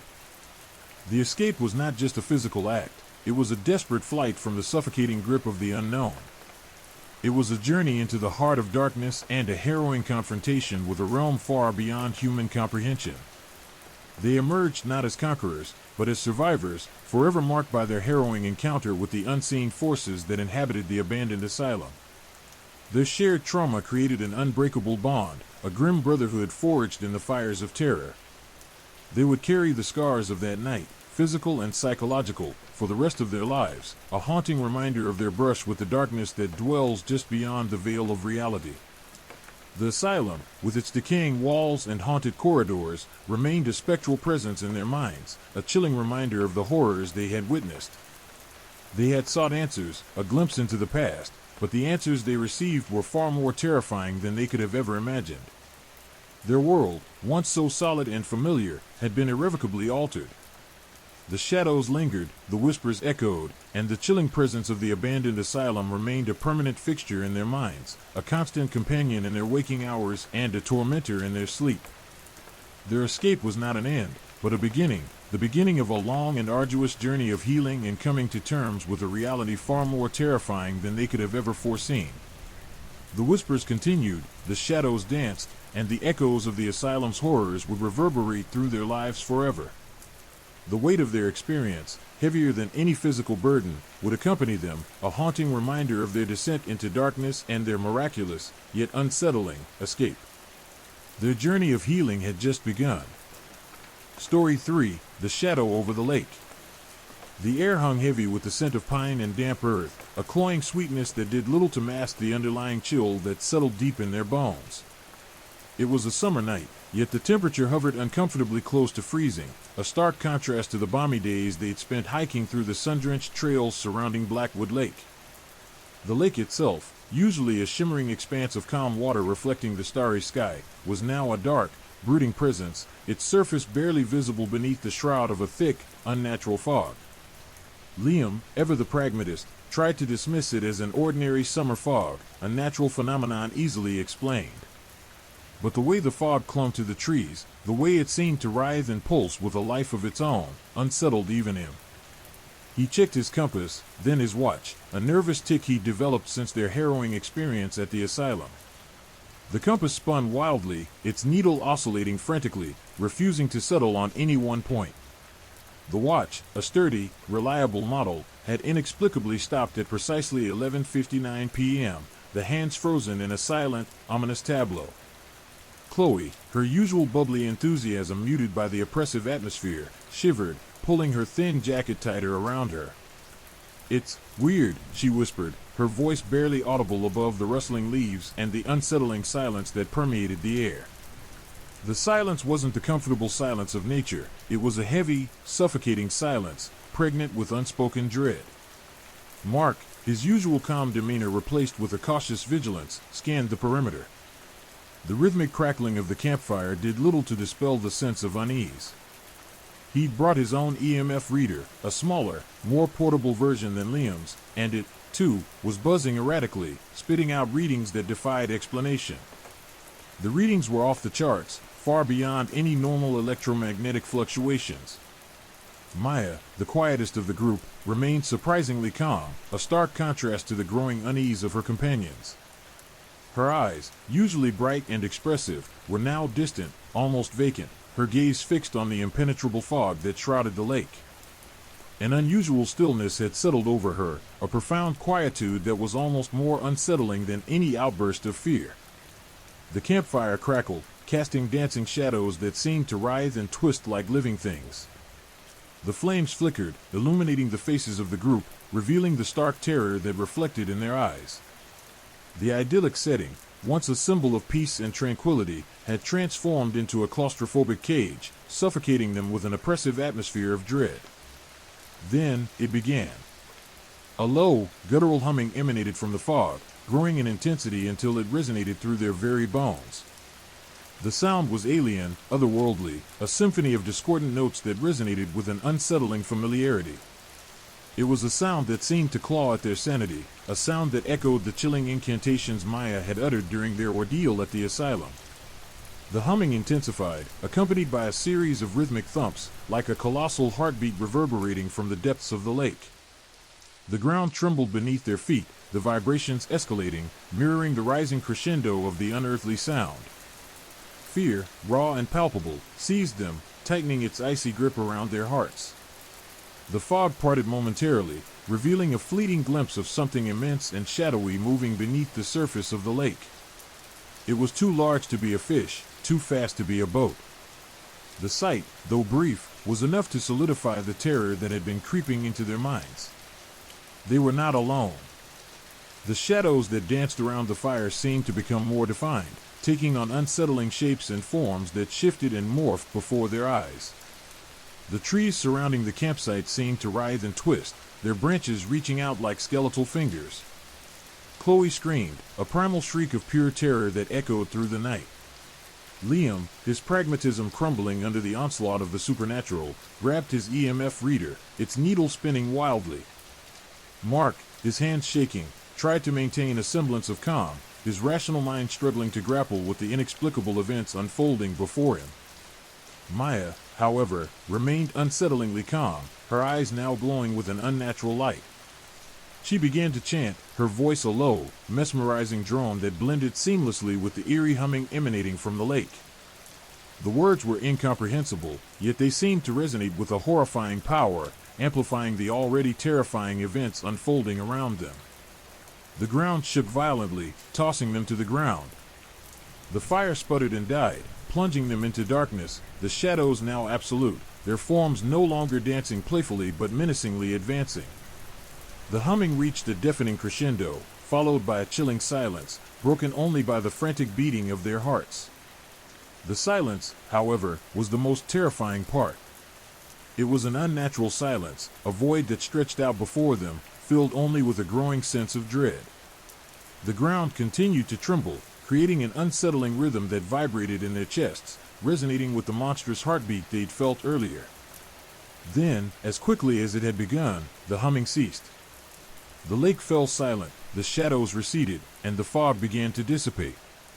The remaining embers of the campfire glowed faintly in the deepening darkness, illuminating the faces of the group. They were exhausted, terrified, and profoundly shaken. The experience had shattered their perception of reality, leaving them adrift in a sea of doubt and uncertainty. The idyllic summer night had become a nightmarish descent into a realm beyond human comprehension. The escape from Blackwood Lake, unlike their escape from the asylum, was far from over. They had survived one night of terror, but the lingering effects, the chilling echoes of the unearthly events, threatened to haunt them for a lifetime. The whispers, however, were different this time. They were not faint echoes from a distant past, but a palpable sense of impending doom, a threat echoing from the darkness that still seemed to linger on the edge of their perception, clinging to them as the first rays of dawn slowly painted the horizon in a sickly yellow hue. The shadows had retreated, but the fear remained, a constant, suffocating presence that promised more terrors to come. The lingering silence after the cessation of the humming was far more terrifying than the cacophony that had preceded it. It was a silence pregnant with unseen horrors, a void that stretched out before them, swallowing the remaining embers of their campfire and their fading courage. The ground continued to tremble subtly, a rhythmic pulse that vibrated in their chests, a monstrous heartbeat echoing the terrifying experience. Then, slowly, the fog began to dissipate, retreating like a malevolent spirit unwillingly banished. As the fog thinned, revealing more of the lake's surface, something emerged from the gloom. It was vast, a shadowy form that loomed over the water, its presence eclipsing the nascent dawn. It wasn't a creature they could easily define, not a beast of myth or legend, but something far more unsettling, something that defied categorization. It was a shadow, immense and amorphous, a distortion of the light rather than a solid object. Yet, it possessed an undeniable weight, a palpable sense of malevolence that pressed down on them, suffocating them with its presence. Liam, still clutching his EMF reader, felt the needle spin wildly, its erratic movements mirroring the chaos in his own mind. The readings were off the charts, registering levels of electromagnetic energy that were utterly inexplicable. This wasn't simply a meteorological phenomenon, this was something else. Something ancient, something powerful, something that tapped into forces beyond human understanding. Mark, ever the scientist, attempted a rational explanation, his voice shaky but determined. Perhaps it's a mirage, he stammered, his eyes wide with a mixture of fear and disbelief. An optical illusion created by the fog and the changing light. But his words felt hollow, unconvincing, even to his own ears. The shadow was too real, too tangible, its oppressive presence too heavy to be dismissed as a simple illusion. It hung over the lake like a shroud, blotting out the rising sun, casting an eerie pall over the entire scene. Chloe, her face pale and streaked with tears, pointed a trembling finger at the shadow. It's watching us, she whispered, her voice barely audible above the rustling leaves. The fear in her voice was raw, primal, a testament to the terror that had gripped them. Maya, however, remained unnervingly calm. Her eyes, which had glowed with an unnatural light during her chanting, were now clouded with a strange serenity, a disturbing stillness that belied the chaotic scene around them. She didn't seem afraid, rather, she seemed expectant. As if she had been waiting for this.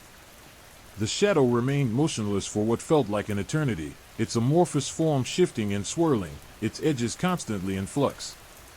It was as though it was absorbing the light, feeding on the energy of the dawn, growing larger, more ominous with each passing moment. The air grew colder, the silence more profound, the anticipation more unbearable. Then, as suddenly as it had appeared, the shadow began to recede. It didn't move quickly, but it retreated slowly, deliberately, as if unwilling to completely abandon its dominion over the lake. The oppressive weight lessened, the chilling aura faded, and the sunlight began to pierce the lingering remnants of the fog. The world seemed to sigh in relief as the oppressive shadow finally vanished, leaving behind an unsettling stillness.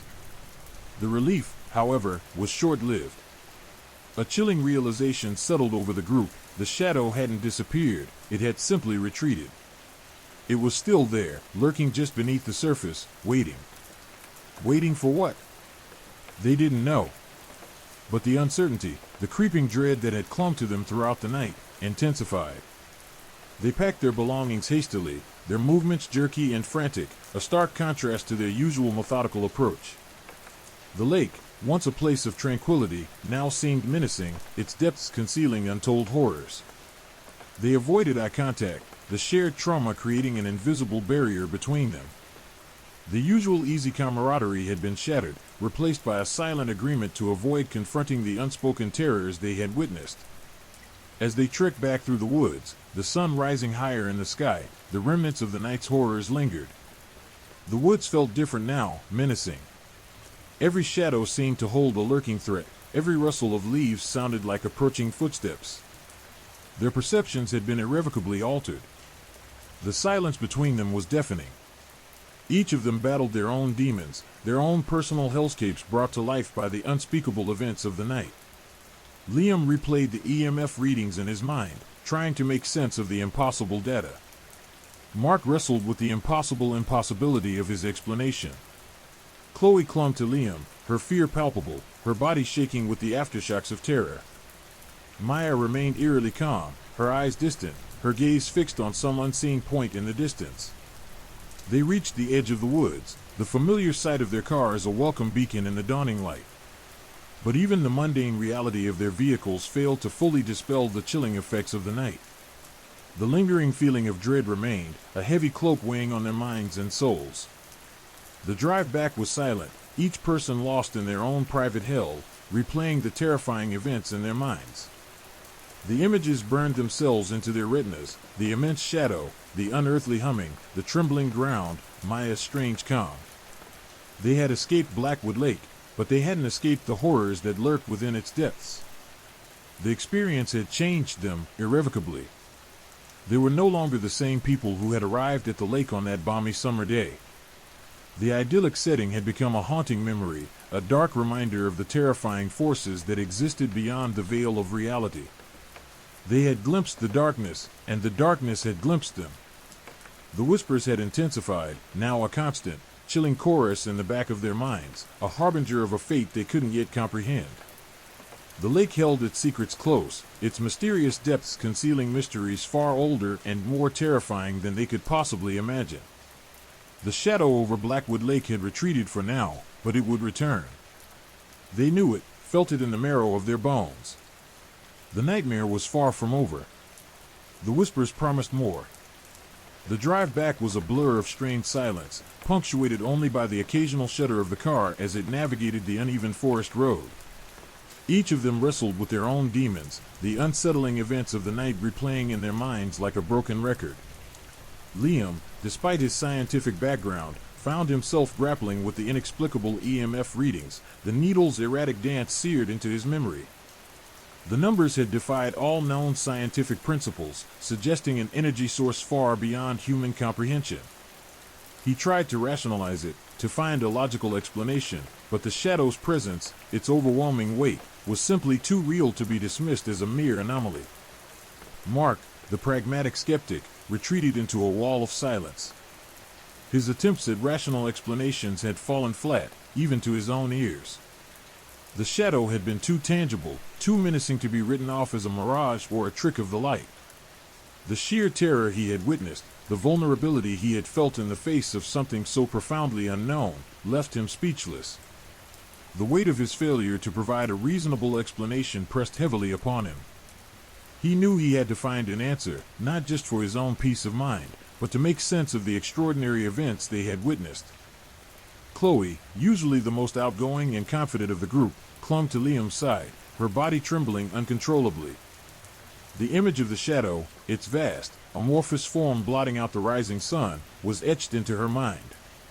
She spoke little, her voice a mere whisper, but her fear was palpable. The night had shattered her sense of security, exposing the terrifying fragility of reality. She felt a deep-seated unease, a constant, low-level anxiety that gnawed at her. The woods, once a place of exploration and adventure, were now places of haunting shadows and unseen horrors. The memory of the shadow's piercing gaze seemed to follow her. Maya, however, remained an enigma. Her unnerving calm was unsettling, almost more disturbing than the overt fear of her companions. Her eyes held a strange, distant look, as if she were observing something beyond their immediate reality. She offered no explanation for her unusual calmness, nor did she offer any insights into the events that had unfolded. She seemed to possess a profound understanding of something they couldn't grasp, her silence more disturbing than any screams. Her earlier chanting, the unnatural glow in her eyes, all of it felt connected to the shadow, as if she was part of it, or perhaps, even its conduit. As they pulled into the parking lot, the mundane sight of their cars offered little solace. The lingering dread clung to them like a shroud, its icy tendrils wrapping around their hearts. The world seemed different, sharper, more menacing. Even the familiar sights and sounds of civilization failed to dispel the creeping unease that had taken root within them. The following days were a blur of fragmented memories and hushed conversations. They tried to return to their normal lives, but the experience at Blackwood Lake had left an indelible mark. Each of them struggled to reconcile the events of that night with their previously held beliefs. Liam delved deeper into his research, exploring obscure scientific journals and contacting experts in paranormal research, desperate to find some explanation for the impossible EMF readings. He found nothing that could definitively explain what they had encountered. Mark attempted to reconstruct the events of the night, meticulously documenting every detail, every observation, in the hope of finding a rational explanation. He pored over meteorological data, geological surveys, anything that might offer a clue. But his efforts yielded little, only deepening his bewilderment and frustration. He found himself wrestling with the possibility that something truly inexplicable had taken place. Chloe sought comfort in the company of her friends and family, but the lingering fear continued to haunt her. Sleep became a battlefield, filled with nightmares of the shadowy figure looming over the lake, its silent presence suffocating her. She found herself avoiding dark places, apprehensive of shadows, and jumpy at every unexpected sound. The world had shifted, its edges blurred, the line between reality and nightmare dangerously thin. Maya remained largely silent, her behavior even more unsettling. She seemed to be living in her own world, often staring into the distance, a faraway look in her eyes. Occasionally, she would mutter phrases under her breath, words that sounded like an ancient language, a litany of whispers only she seemed to understand. The others found it unnerving, a constant reminder of the unseen power that seemed to be lurking in the shadows of their lives. Weeks turned into months, but the memories of Blackwood Lake remained vivid, their shared experience binding them together in a silent pact of unspoken terror. They kept in sporadic contact, sharing updates, attempting to process their individual experiences through shared anxieties and speculation. They knew, in their hearts, that the shadow over Blackwood Lake was not gone, it had simply retreated, waiting, watching, biding its time. One evening, Liam received an email containing a series of photographs taken near Blackwood Lake. The photographs were blurry, indistinct, taken at night. But in one of them, a shadowy form, faintly visible against the dark water, resembled the monstrous entity they had seen. Liam felt a chill run down his spine, his blood running cold. The nightmare was far from over. The whispers were growing louder. The email was unsigned, but the photographs were enough to reignite their shared fear. They knew, with a certainty that chilled them to the bone, that the events at Blackwood Lake were far from over. The shadow had retreated, but it was only a matter of time before it returned. The lake, once a place of idyllic beauty, was now a symbol of their shared trauma, a haunting reminder of the unseen forces that lurked just beneath the surface of reality.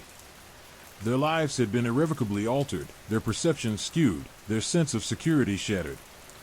They were no longer the same people who had set out for Blackwood Lake that summer day. The whispers in the thread had woven themselves into the fabric of their being, and the shadow over the lake still waited patiently, biding its time.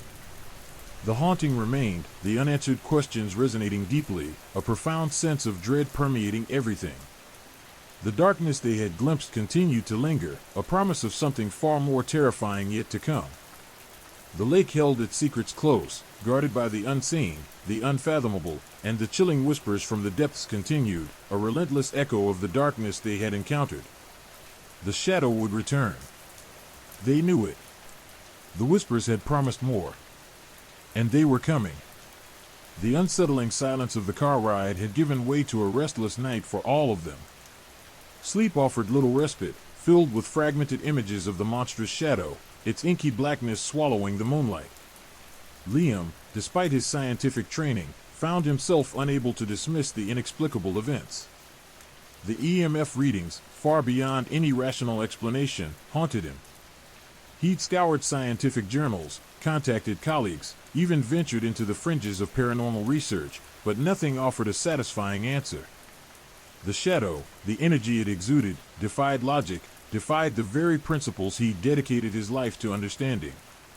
He found himself wrestling with the terrifying possibility that the boundary between the known and unknown was far more permeable than he'd ever imagined.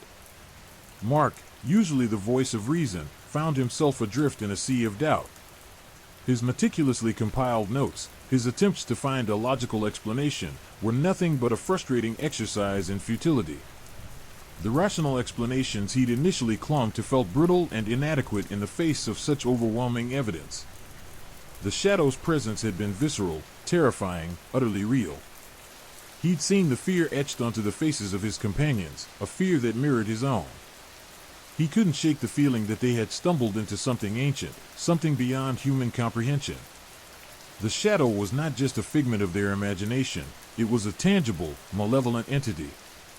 The chilling certainty of this fact settled heavily upon him, a weight that threatened to crush him.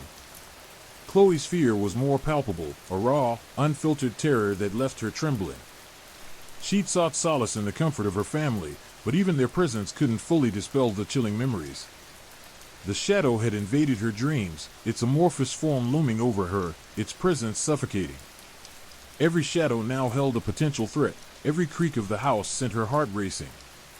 The carefree joy she'd once felt was gone, replaced by a constant, underlying anxiety. The world had become a menacing place, filled with unseen dangers and lurking threats. She found herself constantly looking over her shoulder, her senses heightened, always on edge. The innocence of her youth seemed to have been stolen, replaced by an unsettling awareness of the fragility of life and the terrifying power of the unknown. Maya, however, remained an enigma, her unnerving calm a stark contrast to the terror experienced by the others. Her silence was more disturbing than any scream, her eyes holding a depth of knowledge that was both unsettling and fascinating. She offered no explanation for her composure, no insight into the nature of the shadow. It was as if she possessed a secret understanding of the events, a knowledge that separated her from them, a knowledge that instilled a deep sense of unease within them. The others found themselves watching her, trying to decipher her cryptic behavior, searching for any clue that could unlock the mystery of the shadow. Was she somehow connected to the being? Was she its protector, or perhaps even a vessel for its dark power? Her cryptic mutterings, fragments of an ancient tongue, only deepened the mystery and amplified their growing unease. Days bled into weeks, weeks into months, but the shadow at Blackwood Lake remained a pervasive presence in their lives. They spoke little of the experience, their shared trauma creating a bond of unspoken terror. Each of them grappled with the ramifications of their encounter, attempting to reconcile the impossible events with their previously held beliefs. One rainy afternoon, Liam stumbled upon an old, leather-bound book in his grandfather's attic. It was a collection of local legends and folklore, passed down through generations. As he leafed through the yellowed pages, a familiar chilling drawing caught his eye. It depicted a vast, shadowy being rising from the depths of a lake, its form indistinct, its presence menacing. Below the drawing, a chilling inscription read, "The Lake's Keeper, a guardian of forgotten things, its wrath unleashed upon those who disturb its slumber." A wave of cold dread washed over Liam as the pieces began to fall into place. The inscription seemed to confirm their suspicions. The shadow was not merely a figment of their imagination, it was a supernatural entity, an ancient being connected to Blackwood Lake. The whispers, the unsettling energy, the inexplicable events, all pointed to the existence of something beyond their comprehension. A being of immense power, ancient and malevolent, its presence had thrown their reality into disarray. This was not a scientific phenomenon, it was something far more profound, something deeply rooted in the realm of the supernatural. The realization was terrifying but also strangely liberating. It gave them a name, a history, a context for their experience, although it was a history that chilled them to the bone. Mark, despite his initial skepticism, found himself drawn to the possibility of the supernatural. He began to research local folklore, combing through ancient texts and historical archives. He discovered tales of similar beings, shadowy entities, guardians of dark places, their wrath swift and merciless. These weren't just stories, they were warnings, echoes of past encounters with the same malevolent power they'd encountered at Blackwood Lake. These accounts described rituals, sacrifices, and desperate attempts to appease the entity. The stories spoke of a deep-seated fear, a reverence born out of terror, a recognition of a power that far outstripped human understanding.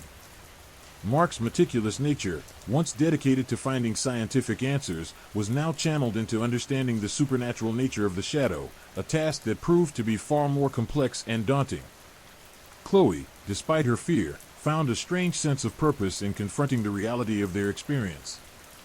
The shadow had robbed her of her innocence, but it had also given her a deeper appreciation for the mysteries of the world.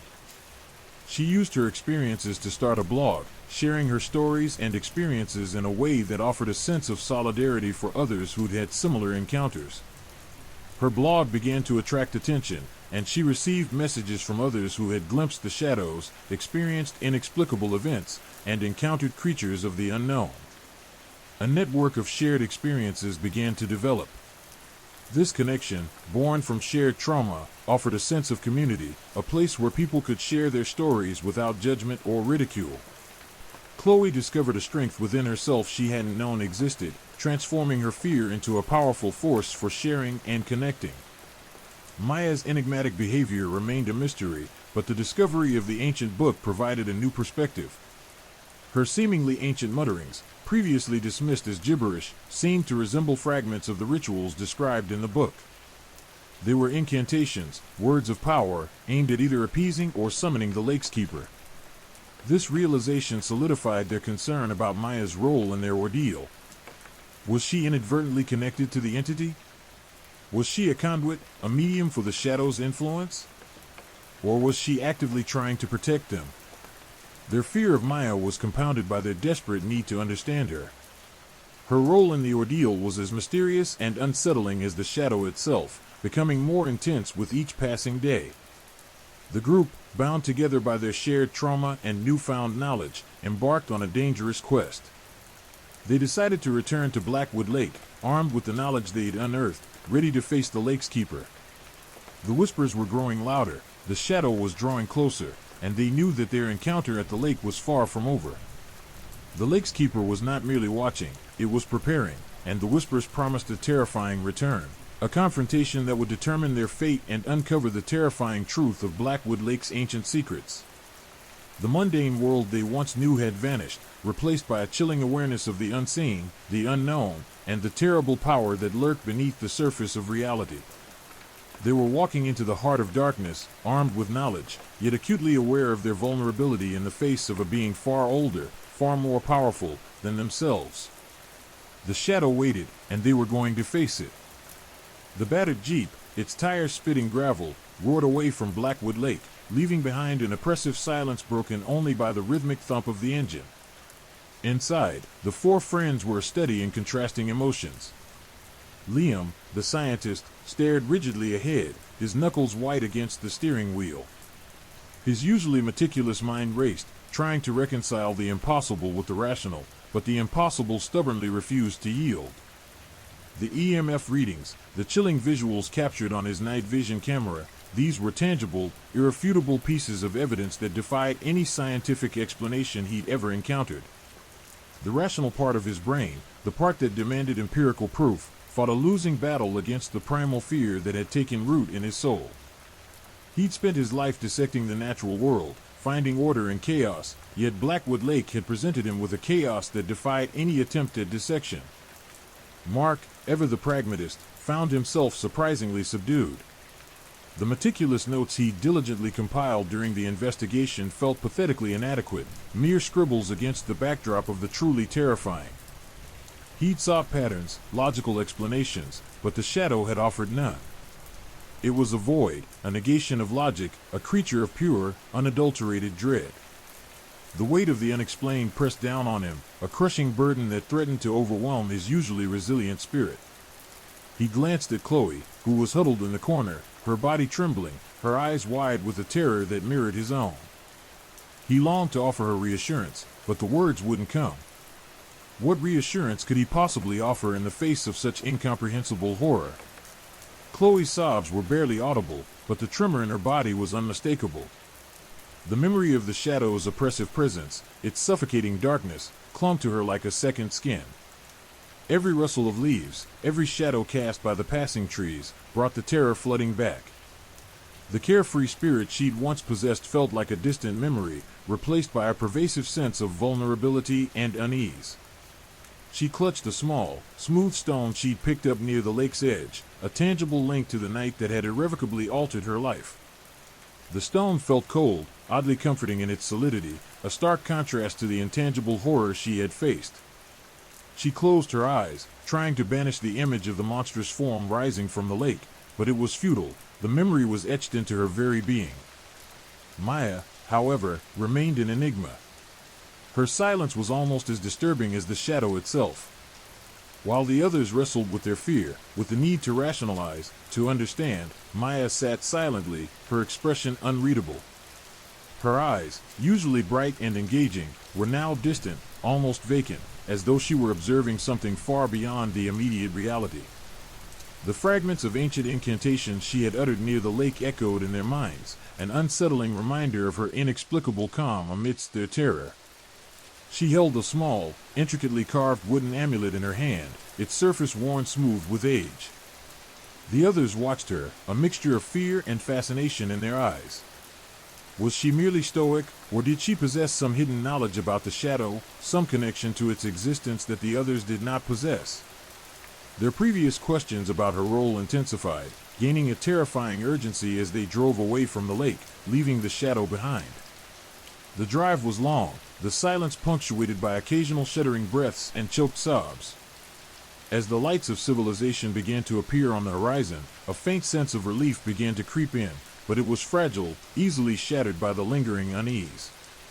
The experience at Blackwood Lake had changed them, leaving an indelible mark on their souls. The world, once a familiar and predictable place, now felt imbued with a latent sense of dread.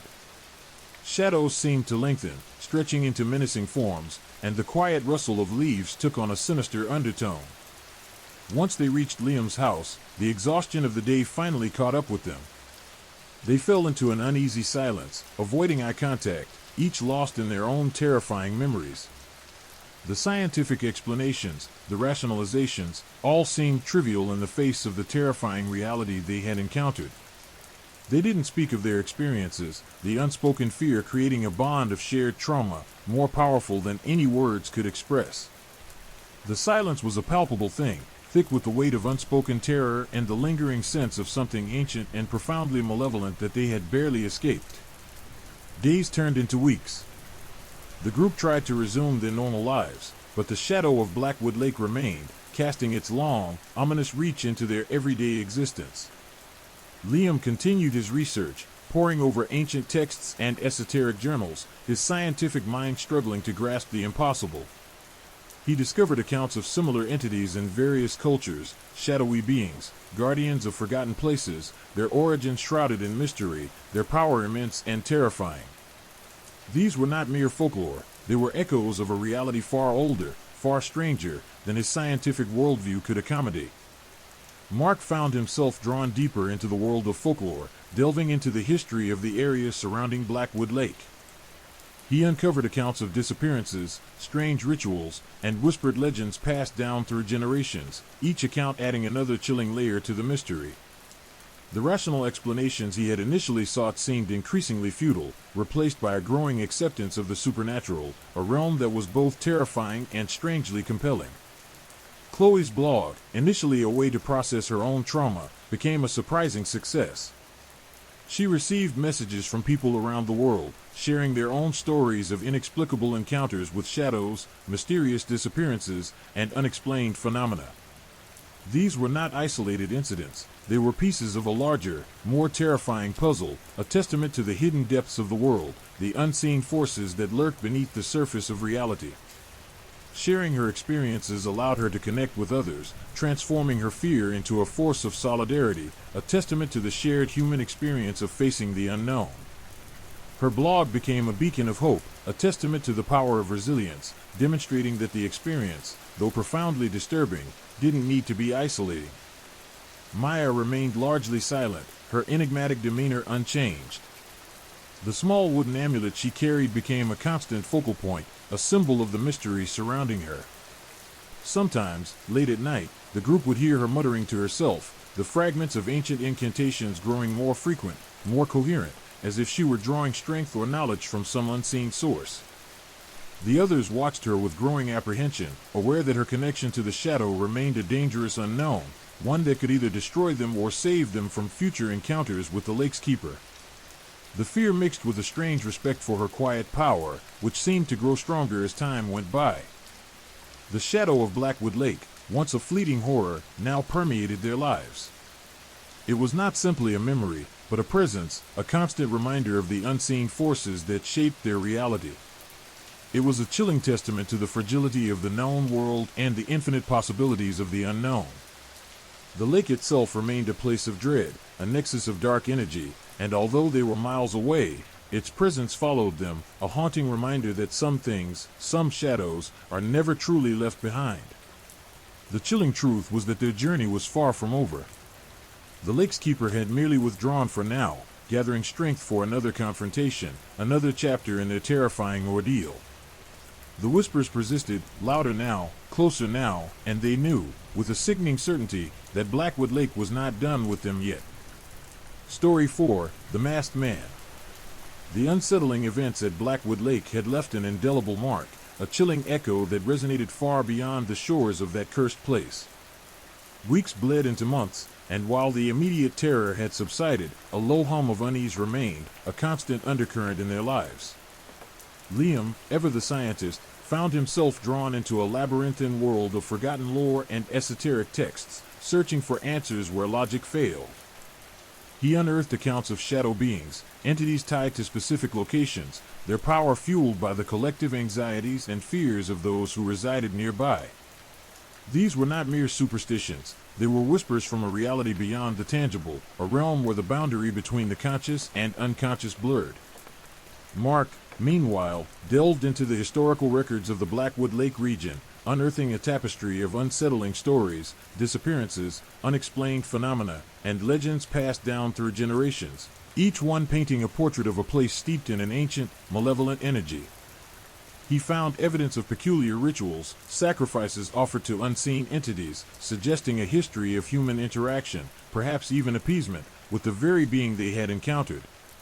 The more he learned, the more the rational explanations crumbled, replaced by a growing acceptance of the supernatural, of a realm that existed beyond the limitations of his previously rigid worldview. Chloe, still haunted by the horrifying encounter, continued to document her experiences on her blog. The response was overwhelming, a global chorus of similar stories, shadowy figures, unsettling presences, inexplicable events that defied any logical explanation. Her blog transformed from a personal diary into a shared platform, a space where fear could be acknowledged, processed, and, most importantly, shared, thus diminishing its power. It became a testament to the interconnectedness of human experience in the face of the unknown, proving that even in the darkest corners of reality, there was solace in collective understanding. Maya remained an enigma, her silence as unsettling as her occasional mutterings of ancient incantations. The small, intricately carved amulet she carried seemed to pulse with a faint energy, a tangible link to whatever unseen force she was connected to.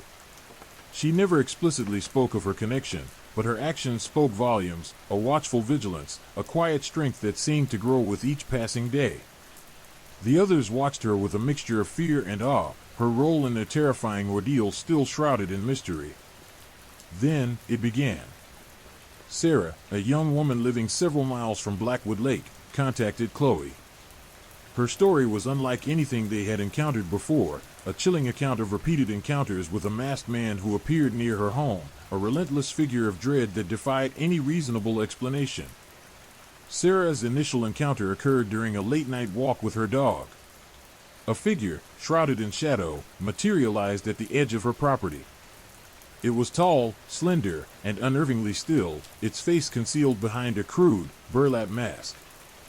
She'd initially dismissed it as a prankster, but subsequent encounters, always at night, always near her house, eroded her rational explanations. The figure never approached directly, never spoke, but its mere presence instilled a paralyzing fear, a sense of impending doom. The feeling wasn't simply fear, but a deep, visceral dread, a premonition of something terrible. The mask, a featureless, blank canvas, amplified the fear, rendering it nameless and shapeless, making it more horrifying than a discernible threat. Each subsequent encounter became progressively more disturbing. The masked man would simply appear at the edge of the woods, silhouetted against the moonlit sky, watching. He never made a sound, never moved aggressively, but his presence was heavy, an oppressive weight that settled upon Sarah's heart and suffocated her spirit. She felt watched, scrutinized, her every move observed by those unseen eyes behind the mask. The masked man was not the only unsettling factor. There were strange occurrences surrounding his presence. Objects would move in her home, although no signs of forced entry existed. Her pet dog would start barking furiously at empty spaces, reacting to something she couldn't perceive. The atmosphere around her house seemed to change, a tangible shift in the energy, a palpable sense of dread that lingered even when the masked figure was absent. Sarah's attempts to explain it away failed. She reported the incidents to the local authorities, but the police found nothing amiss. The lack of physical evidence, the intangible nature of her fear, left her feeling increasingly isolated and alone, her desperate pleas for help falling on deaf ears. The police, initially dismissive, eventually started to regard her case with a kind of wary curiosity, their skepticism gradually replaced with a growing sense of unease. Sarah reached out to Chloe after seeing her blog. The shared experiences, the universality of her fear, gave Sarah a sense of validation and the hope of assistance. The chilling familiarity of her story resonated with the four friends, especially given their recent encounters at Blackwood Lake. The pattern was uncanny. A presence, a lingering dread, and the inability of rational explanation to provide any solace. The similarities were too striking to ignore. Liam, Mark, Chloe, and Maya decided to meet Sarah, to investigate her claims firsthand. They arrived at her house late one evening, the atmosphere immediately heavy with a sense of disquiet. The silence was broken only by the chirping of crickets, but beneath it, they could sense something else, a chilling undercurrent of malevolence. Sarah showed them the spot where she had seen the masked man, the edge of the dark woods. As they stood there, a sudden gust of wind ruffled the leaves, the sudden movement amplified by the unnatural stillness of the night. A sense of impending doom descended upon them, each of them experiencing a familiar wave of dread, a déjà vu that evoked the chilling events at Blackwood Lake. The night was young, but the fear was palpable. This time, they were not passive observers but active participants in a terrifying game of cat and mouse, facing something unseen, something sinister, something very real. The masked man might appear, he might not. But one thing was certain, the shadow of Blackwood Lake, once a distant memory, had cast its long reach into their lives once again. The game had just begun, and the stakes were far higher than any of them had ever imagined. The whispers had found a new voice, a new face, a new victim. And the horrifying truth was, they were all implicated. The following days were a blur of escalating terror for Sarah. The masked man's appearances became more frequent, less sporadic. No longer was it a fleeting glimpse at the edge of the woods, he was now a constant, looming presence. He'd stand silently at the edge of her property, sometimes for hours, his burlap mask a stark, unsettling silhouette against the night sky. The feeling wasn't just fear anymore, it was a profound sense of violation, a chilling awareness that she was being watched, studied, preyed upon. Her dog, a usually boisterous Labrador named Max, became increasingly agitated.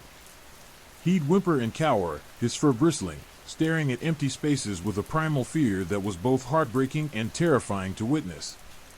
He'd refuse to go outside at night, his usual playful demeanor replaced by a nervous apprehension that mirrored Sarah's own. Even during the day, Max remained watchful, his head constantly swiveling, ears perked, as if constantly expecting the return of the masked figure. He'd bark at the rustling leaves, the creaking branches, the slightest sound in the wind. It was as though he could sense the masked man's presence even when Sarah couldn't. The unsettling phenomena in her house intensified. Objects would move, not in the subtle way of a mischievous draft, but with a deliberate, almost malevolent intent. A book would fall from a shelf, a framed photograph would turn to face the wall, a vase would mysteriously shatter on the floor. There was no logical explanation, no forced entry, no signs of struggle, just the unsettling evidence of unseen forces at play. The feeling was pervasive, a sense of being constantly observed, of being manipulated by a hidden entity. Sarah's sleep was fractured, haunted by vivid nightmares. She'd dream of the masked man, his blank, featureless mask a symbol of absolute dread. The dreams were so real, so visceral, that she'd wake up in a cold sweat, heart pounding, her breath shallow, the image of that mask burned into her mind. Even when awake, she felt his presence, a chilling awareness that he was always watching, always close. The thin veil between reality and nightmare seemed to have thinned, blurring the line between what was real and what was not. The police, initially dismissive, began to show a hesitant concern. Officer Davies, a seasoned veteran with a weary look in his eyes, took Sarah's claims more seriously after a series of seemingly inexplicable events at the police station. Flickering lights, unexplained noises, and malfunctioning equipment all coincided with the escalating reports surrounding the masked man. Even the most skeptical officers started to whisper amongst themselves about a disturbing pattern. The seemingly random incidents surrounding Sarah's case appeared to be occurring in other locations, too. A growing unease had settled over the small town, an inexplicable sense of dread that mirrored the atmosphere around Sarah's house. Liam, Mark, Chloe, and Maya arrived at Sarah's home, bringing with them a sense of shared purpose and a chilling familiarity with the inexplicable. They found Sarah pale and exhausted, her eyes haunted, a stark contrast to her vibrant spirit documented in her earlier blog entries. The atmosphere in her house was thick, oppressive, heavy with an unnerving stillness that felt far more profound than a simple silence. It was the silence of anticipation, the silent pause before a storm. They spent the evening talking to Sarah, piecing together the fragments of her experience, drawing parallels between her ordeal and their encounter at Blackwood Lake. The similarities were undeniable, the relentless dread, the inexplicable occurrences, the pervasive sense of being watched. They noted the specific details, the stillness, the way Sarah's dog reacted, the objects moving in the house without explanation. Liam, ever the scientist, felt compelled to conduct his research within a framework of science, but his data only confirmed what they already felt: there was something far more sinister at play. As night fell, they moved to the edge of the woods, the same spot Sarah had designated. The air grew colder, the wind picking up, rustling through the leaves with a sound that resembled whispers. The silence was broken only by the rhythmic chirping of crickets, a constant, unnerving soundtrack to their vigil. This time, they were prepared. Liam carried a high-powered digital camera and infrared sensors, Mark had a small, handheld recorder, and Chloe, armed with her phone, prepared to record their experiences live, providing a real-time update to her blog. They waited. The hours crawled by, punctuated by the unsettling sounds of the night, the rustling leaves, the distant hooting of an owl, the creaking of branches that sounded unnaturally loud in the tense silence. The feeling of being watched intensified, a palpable pressure that pressed down on them, weighing on their spirits. They could almost feel the masked man's presence, though they couldn't see him. Then, a shadow moved at the edge of the woods, a slight shift in the darkness. It was subtle, almost imperceptible, but they all saw it. A figure emerged, tall and slender, shrouded in darkness, its face obscured by the crude burlap mask. The masked man. He remained motionless, a terrifying statue of dread, his presence radiating a palpable sense of malevolence. The silence stretched, broken only by the heavy beating of their hearts. Chloe's hands trembled as she recorded, the camera lens focusing on the figure. Liam activated his night vision equipment, the infrared sensors picking up a faint heat signature. Mark recorded the eerie silence, a silence far more disturbing than any scream. The masked man didn't move. He didn't speak. But he didn't need to. His very presence, his chilling stillness, spoke volumes. It was the embodiment of pure terror, a manifestation of fear itself. It was the physical manifestation of the whispers they'd heard at Blackwood Lake, now echoing in this new location, linking the two incidents in a terrifying chain.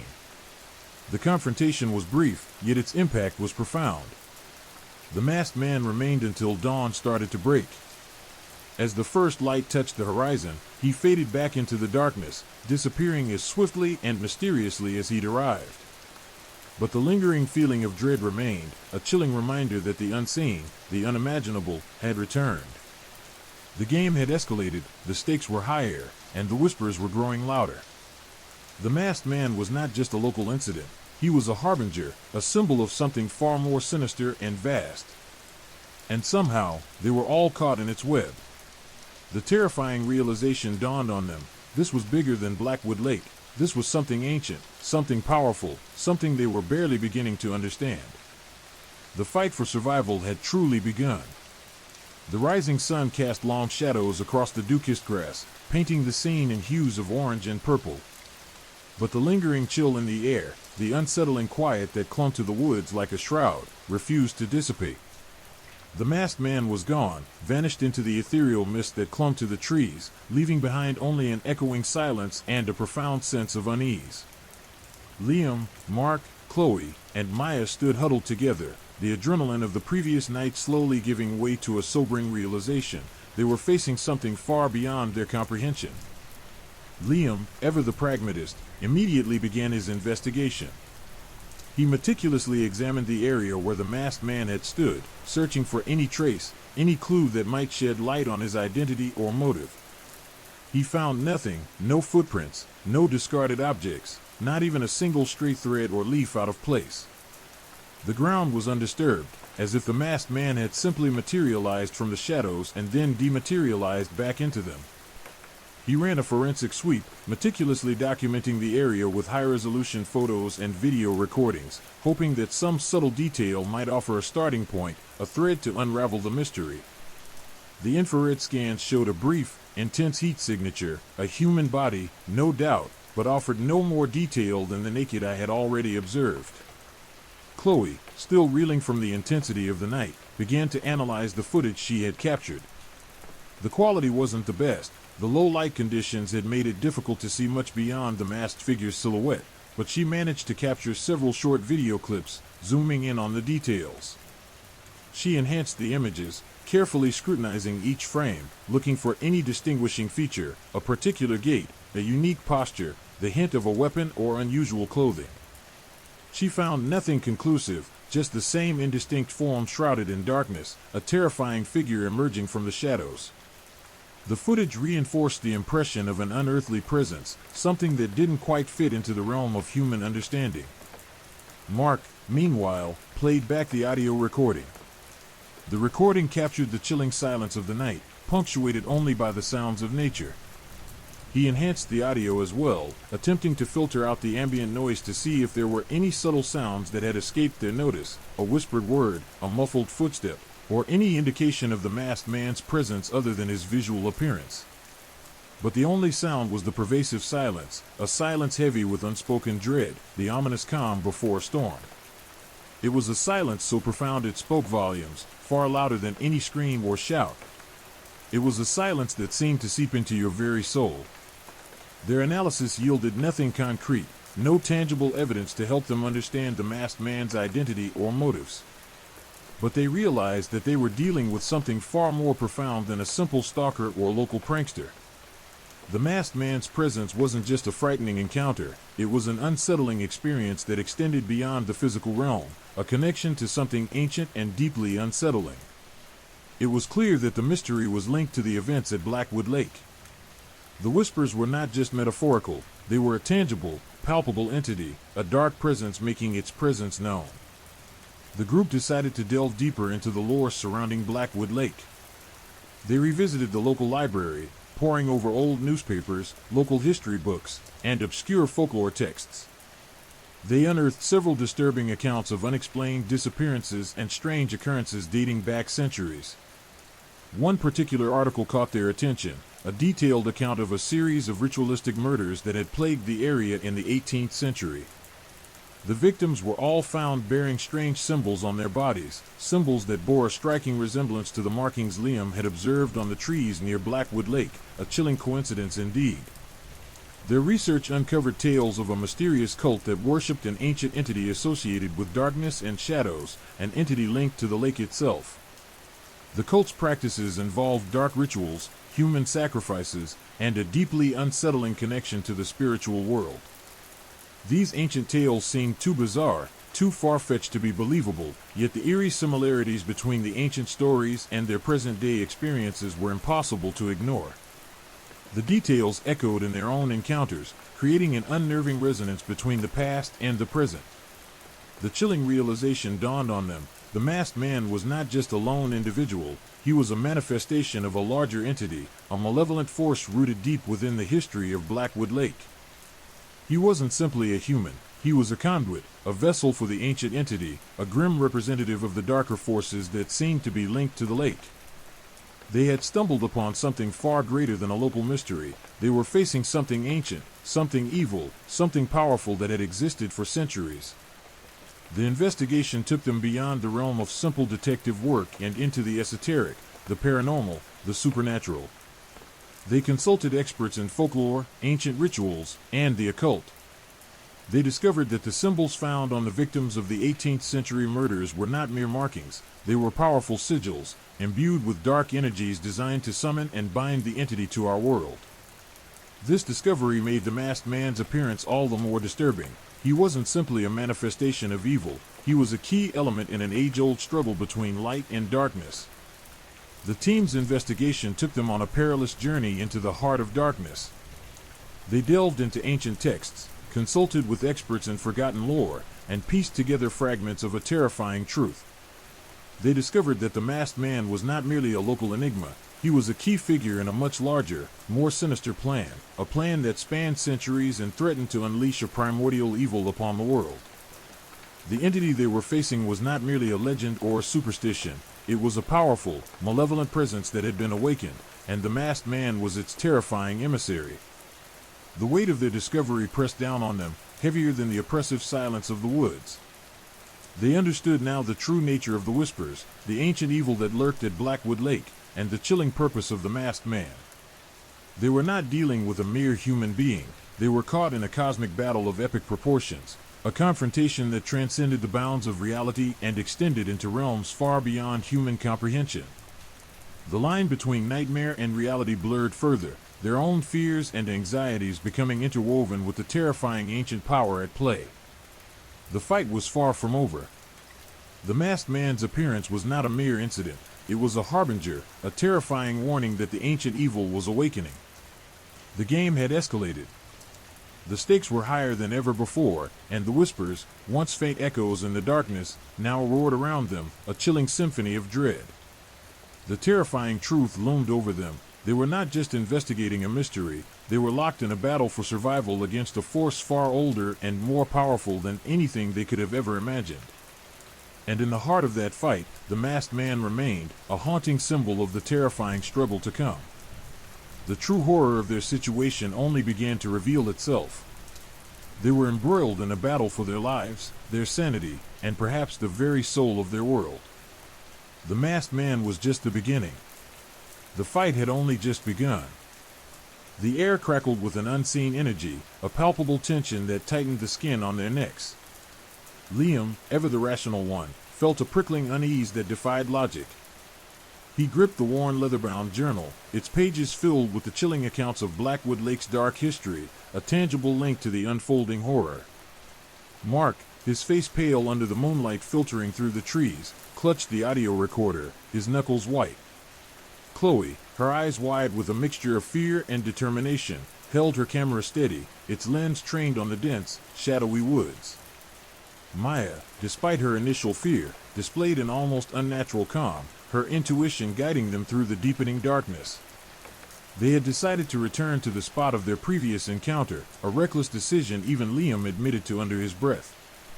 But the allure of the unknown, the desperate need to understand the masked man, proved too strong to resist. The silence, once simply unsettling, now felt oppressive, heavy with the weight of unseen eyes. Every rustle of leaves, every snap of a twig, sent shivers down their spines. The whispering wind seemed to carry more than just the scent of pine and damp earth. It carried a sinister undercurrent, a murmur of ancient dread. Suddenly, a branch snapped.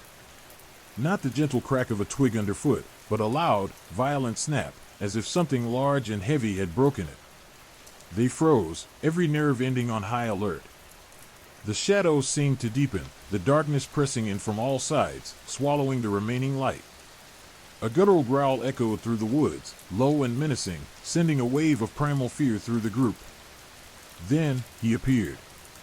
The masked man stood at the edge of the clearing, bathed in the ethereal glow of the moon. He was taller than before, his presence more imposing, his movements fluid and unnatural. The mask, carved from what seemed like dark, polished wood, remained impassive, concealing any hint of emotion. But his eyes, visible through narrow slits, burned with a cold, malevolent light. They were not human eyes, they were ancient, abyssal, filled with the cold fire of 1,000 years of darkness. Liam's rational mind struggled to grasp the reality before him. This wasn't just a man in a mask, this was something other. Something ancient. Something evil. He instinctively raised his hand, his fingers brushing against the worn leather of the journal, a desperate attempt to anchor himself to the tangible world. The masked man took a step forward, the sound of his boots on the damp earth strangely amplified in the stillness of the night. The growl deepened, a sound that seemed to emanate not just from his throat, but from the very earth beneath their feet. He moved with an unnerving grace, his movements swift and precise, as if guided by an unseen force. He wasn't running. He was gliding, a shadow given form, a predator moving with deadly efficiency. Mark fumbled with his audio recorder, his trembling fingers struggling to press the record button. The camera in Chloe's hands shook, the lens capturing only a blurred image of the approaching figure. Maya, however, stood firm, her eyes fixed on the masked man, her breathing slow and steady, as if she were preparing for a fight she knew she couldn't win. The masked man stopped a few feet away, his eyes never leaving them. The silence returned, but this time, it was a suffocating, unbearable silence, thick with the anticipation of violence. It was the silence of a predator toying with its prey. Then, he spoke. His voice was raspy, guttural, as if 1,000 years of silence had finally given way to a terrifying utterance. "You seek knowledge," his voice echoed, amplified by the stillness of the night. "Knowledge that is not meant for mortal ears." Liam, finding his voice, spoke, his tone firm despite the tremor in his hands.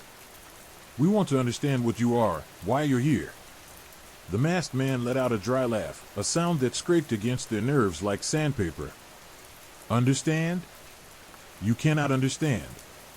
You are but insects, scurrying around the feet of a power you can't comprehend. He raised a hand, and a strange symbol materialized on his palm, glowing with an unnatural luminescence. It was the same symbol Liam had seen etched into the trees, the same symbol found on the victims of the 18th century murders.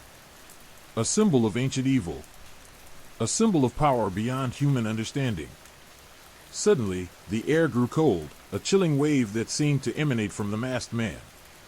The trees around them swayed violently, their branches thrashing like angry serpents. The ground beneath their feet trembled, a low rumble that grew steadily louder, more menacing. The forest itself seemed to be rising against them. Mark screamed, dropping his recorder. Chloe stumbled back, her camera falling to the ground. Liam felt a wave of nausea, a dizzying sensation of unreality. Only Maya remained steadfast, her eyes locked on the masked man, her face a mask of quiet determination. The masked man lunged. The attack was swift, brutal, almost supernatural.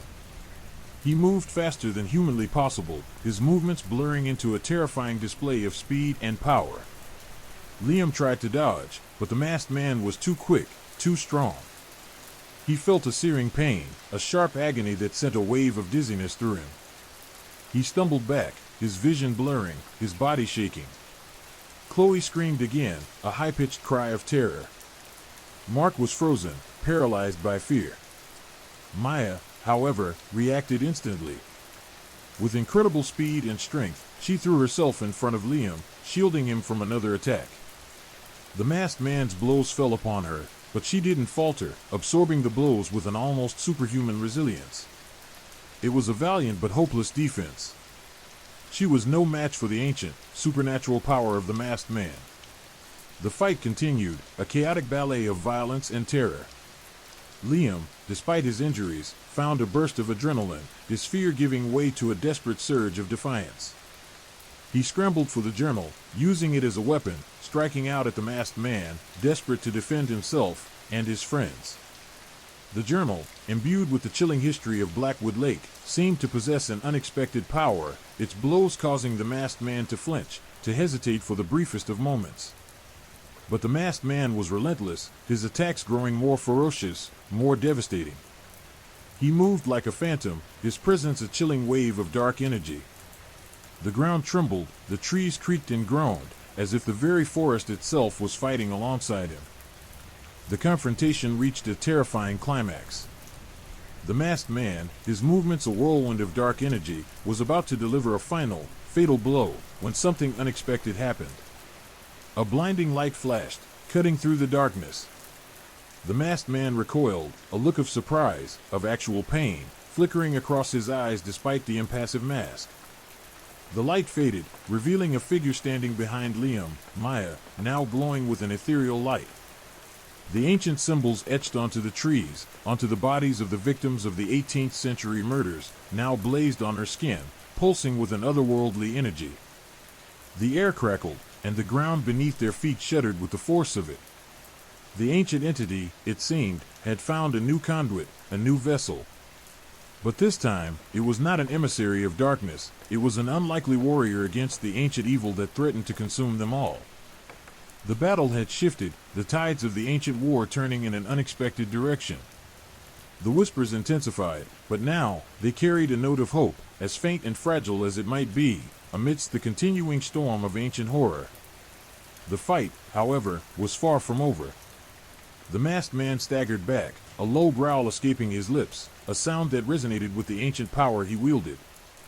The ethereal glow surrounding Maya intensified, the symbols on her skin burning brighter, pulsing with an energy that seemed to defy the laws of physics. The forest, which moments before had been a terrifying accomplice to the masked man, now seemed to recoil from the light emanating from Maya, the trees swaying back and forth in a hesitant dance. Liam, still reeling from the attack, watched in stunned silence as Maya stood there, her eyes glowing with an unnatural light, her form radiating an aura of power that seemed both terrifying and strangely beautiful. The journal slipped from his grasp, forgotten in the face of this incredible transformation. Mark and Chloe, still paralyzed by fear, could only watch, their faces pale and etched with disbelief.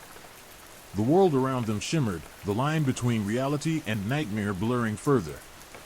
The masked man, his movements now hesitant and less fluid, raised a hand as if to strike again. But he hesitated. The power that had once flowed from him so freely seemed to be waning, repelled by the light that now enveloped Maya. The ancient symbols on her skin pulsed faster, the air around her crackling with energy, pushing back the encroaching darkness. A low hum filled the air, a sound that resonated deep within their bones, a vibration that seemed to emanate from the very earth itself. It was the sound of power, of conflict, of ancient forces clashing. The ground beneath their feet trembled, the trees groaned, as if struggling to withstand the clash of these immense energies. The masked man, realizing his power was failing, let out a guttural scream, a sound filled with rage and frustration. He lunged at Maya one last time, his attack desperate, reckless. But Maya was ready.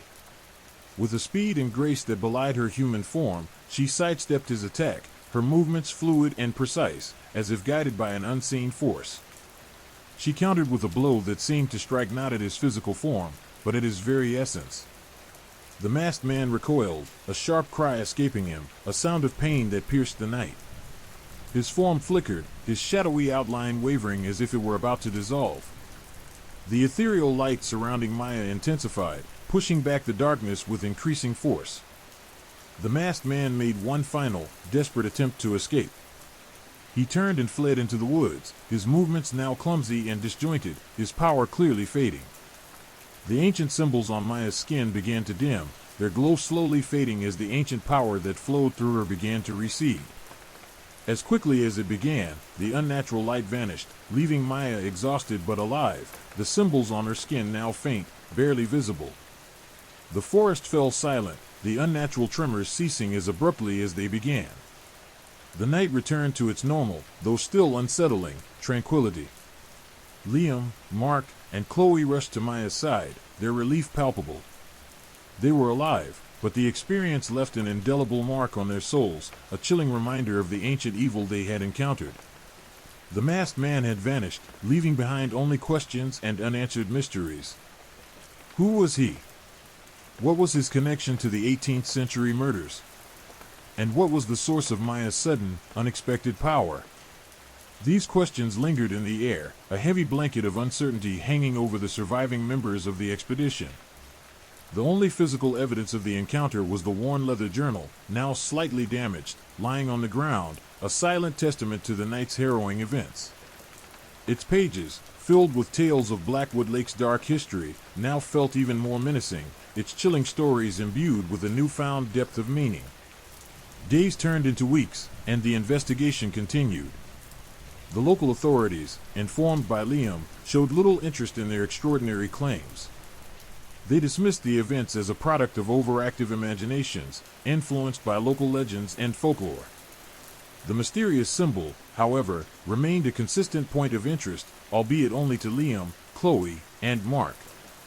Its strange, ancient appearance continued to haunt their waking moments and frequently visited their dreams. Liam delved deeper into the journal's cryptic contents, finding clues that hinted at a history far older and far more disturbing than they had initially imagined. The stories within the journal spoke not only of the masked man but of a hidden world, a world of ancient power and forgotten rituals, a world that existed just beyond the veil of reality. He discovered accounts of other encounters with the masked man, accounts dating back centuries, descriptions remarkably similar to their own harrowing experience. Each account spoke of a being of immense power, a figure capable of manipulating the elements, of wielding forces far beyond human comprehension. The more he learned, the more unsettling the truth became. The masked man wasn't just a man in a mask. He was a guardian, a protector of a secret so powerful, so dangerous, that its unveiling would unravel the very fabric of reality. The unresolved mystery of the masked man deepened the already chilling nature of their ordeal. Was Maya now somehow connected to this ancient power? Had the confrontation only been a temporary reprieve? The fear remained, a cold hand gripping their hearts, a constant reminder of the lurking darkness just beyond their grasp. Chloe, struggling to cope with the trauma, sought solace in therapy, her memories of the encounter fragmented and nightmarish. Mark, his initial fear replaced by a burning curiosity, dedicated himself to researching the ancient symbols, poring over countless books and obscure texts, searching for any clue that could explain the night's events. Liam, still driven by a desperate need for answers, continued to pore over the journal, determined to uncover the truth hidden within its aged pages, the very truth that nearly cost him his life. The mystery remained, a haunting enigma that clung to them like a second skin. The whispering woods of Blackwood Lake held their secrets close, the masked man's presence continuing to echo in the rustling leaves and the chilling night winds. The unanswered questions hung heavy in the air, a perpetual reminder that some doors are better left unopened, some mysteries better left unsolved, as some truths are simply too terrifying to comprehend. The sense of unease persisted, the line between reality and nightmare blurred, leaving them forever haunted by the shadows of Blackwood Lake and the masked man who lurked within its depths. The whispers persisted, a chilling reminder that the darkness, once glimpsed, could never truly be forgotten. The tale of the masked man became a whispered legend, a chilling reminder of the boundaries between worlds, and a warning to those who dare to venture into the unknown.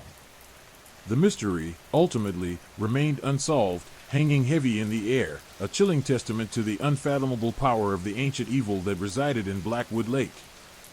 The questions they couldn't answer were more terrifying than any answer could have been. If you've made it this far, you've heard the whispers. The static doesn't lie. If something felt too close tonight, it probably was. Subscribe for more tales that reach through the dark. Drop a comment below. What time is it right now where you are? And who's watching with you?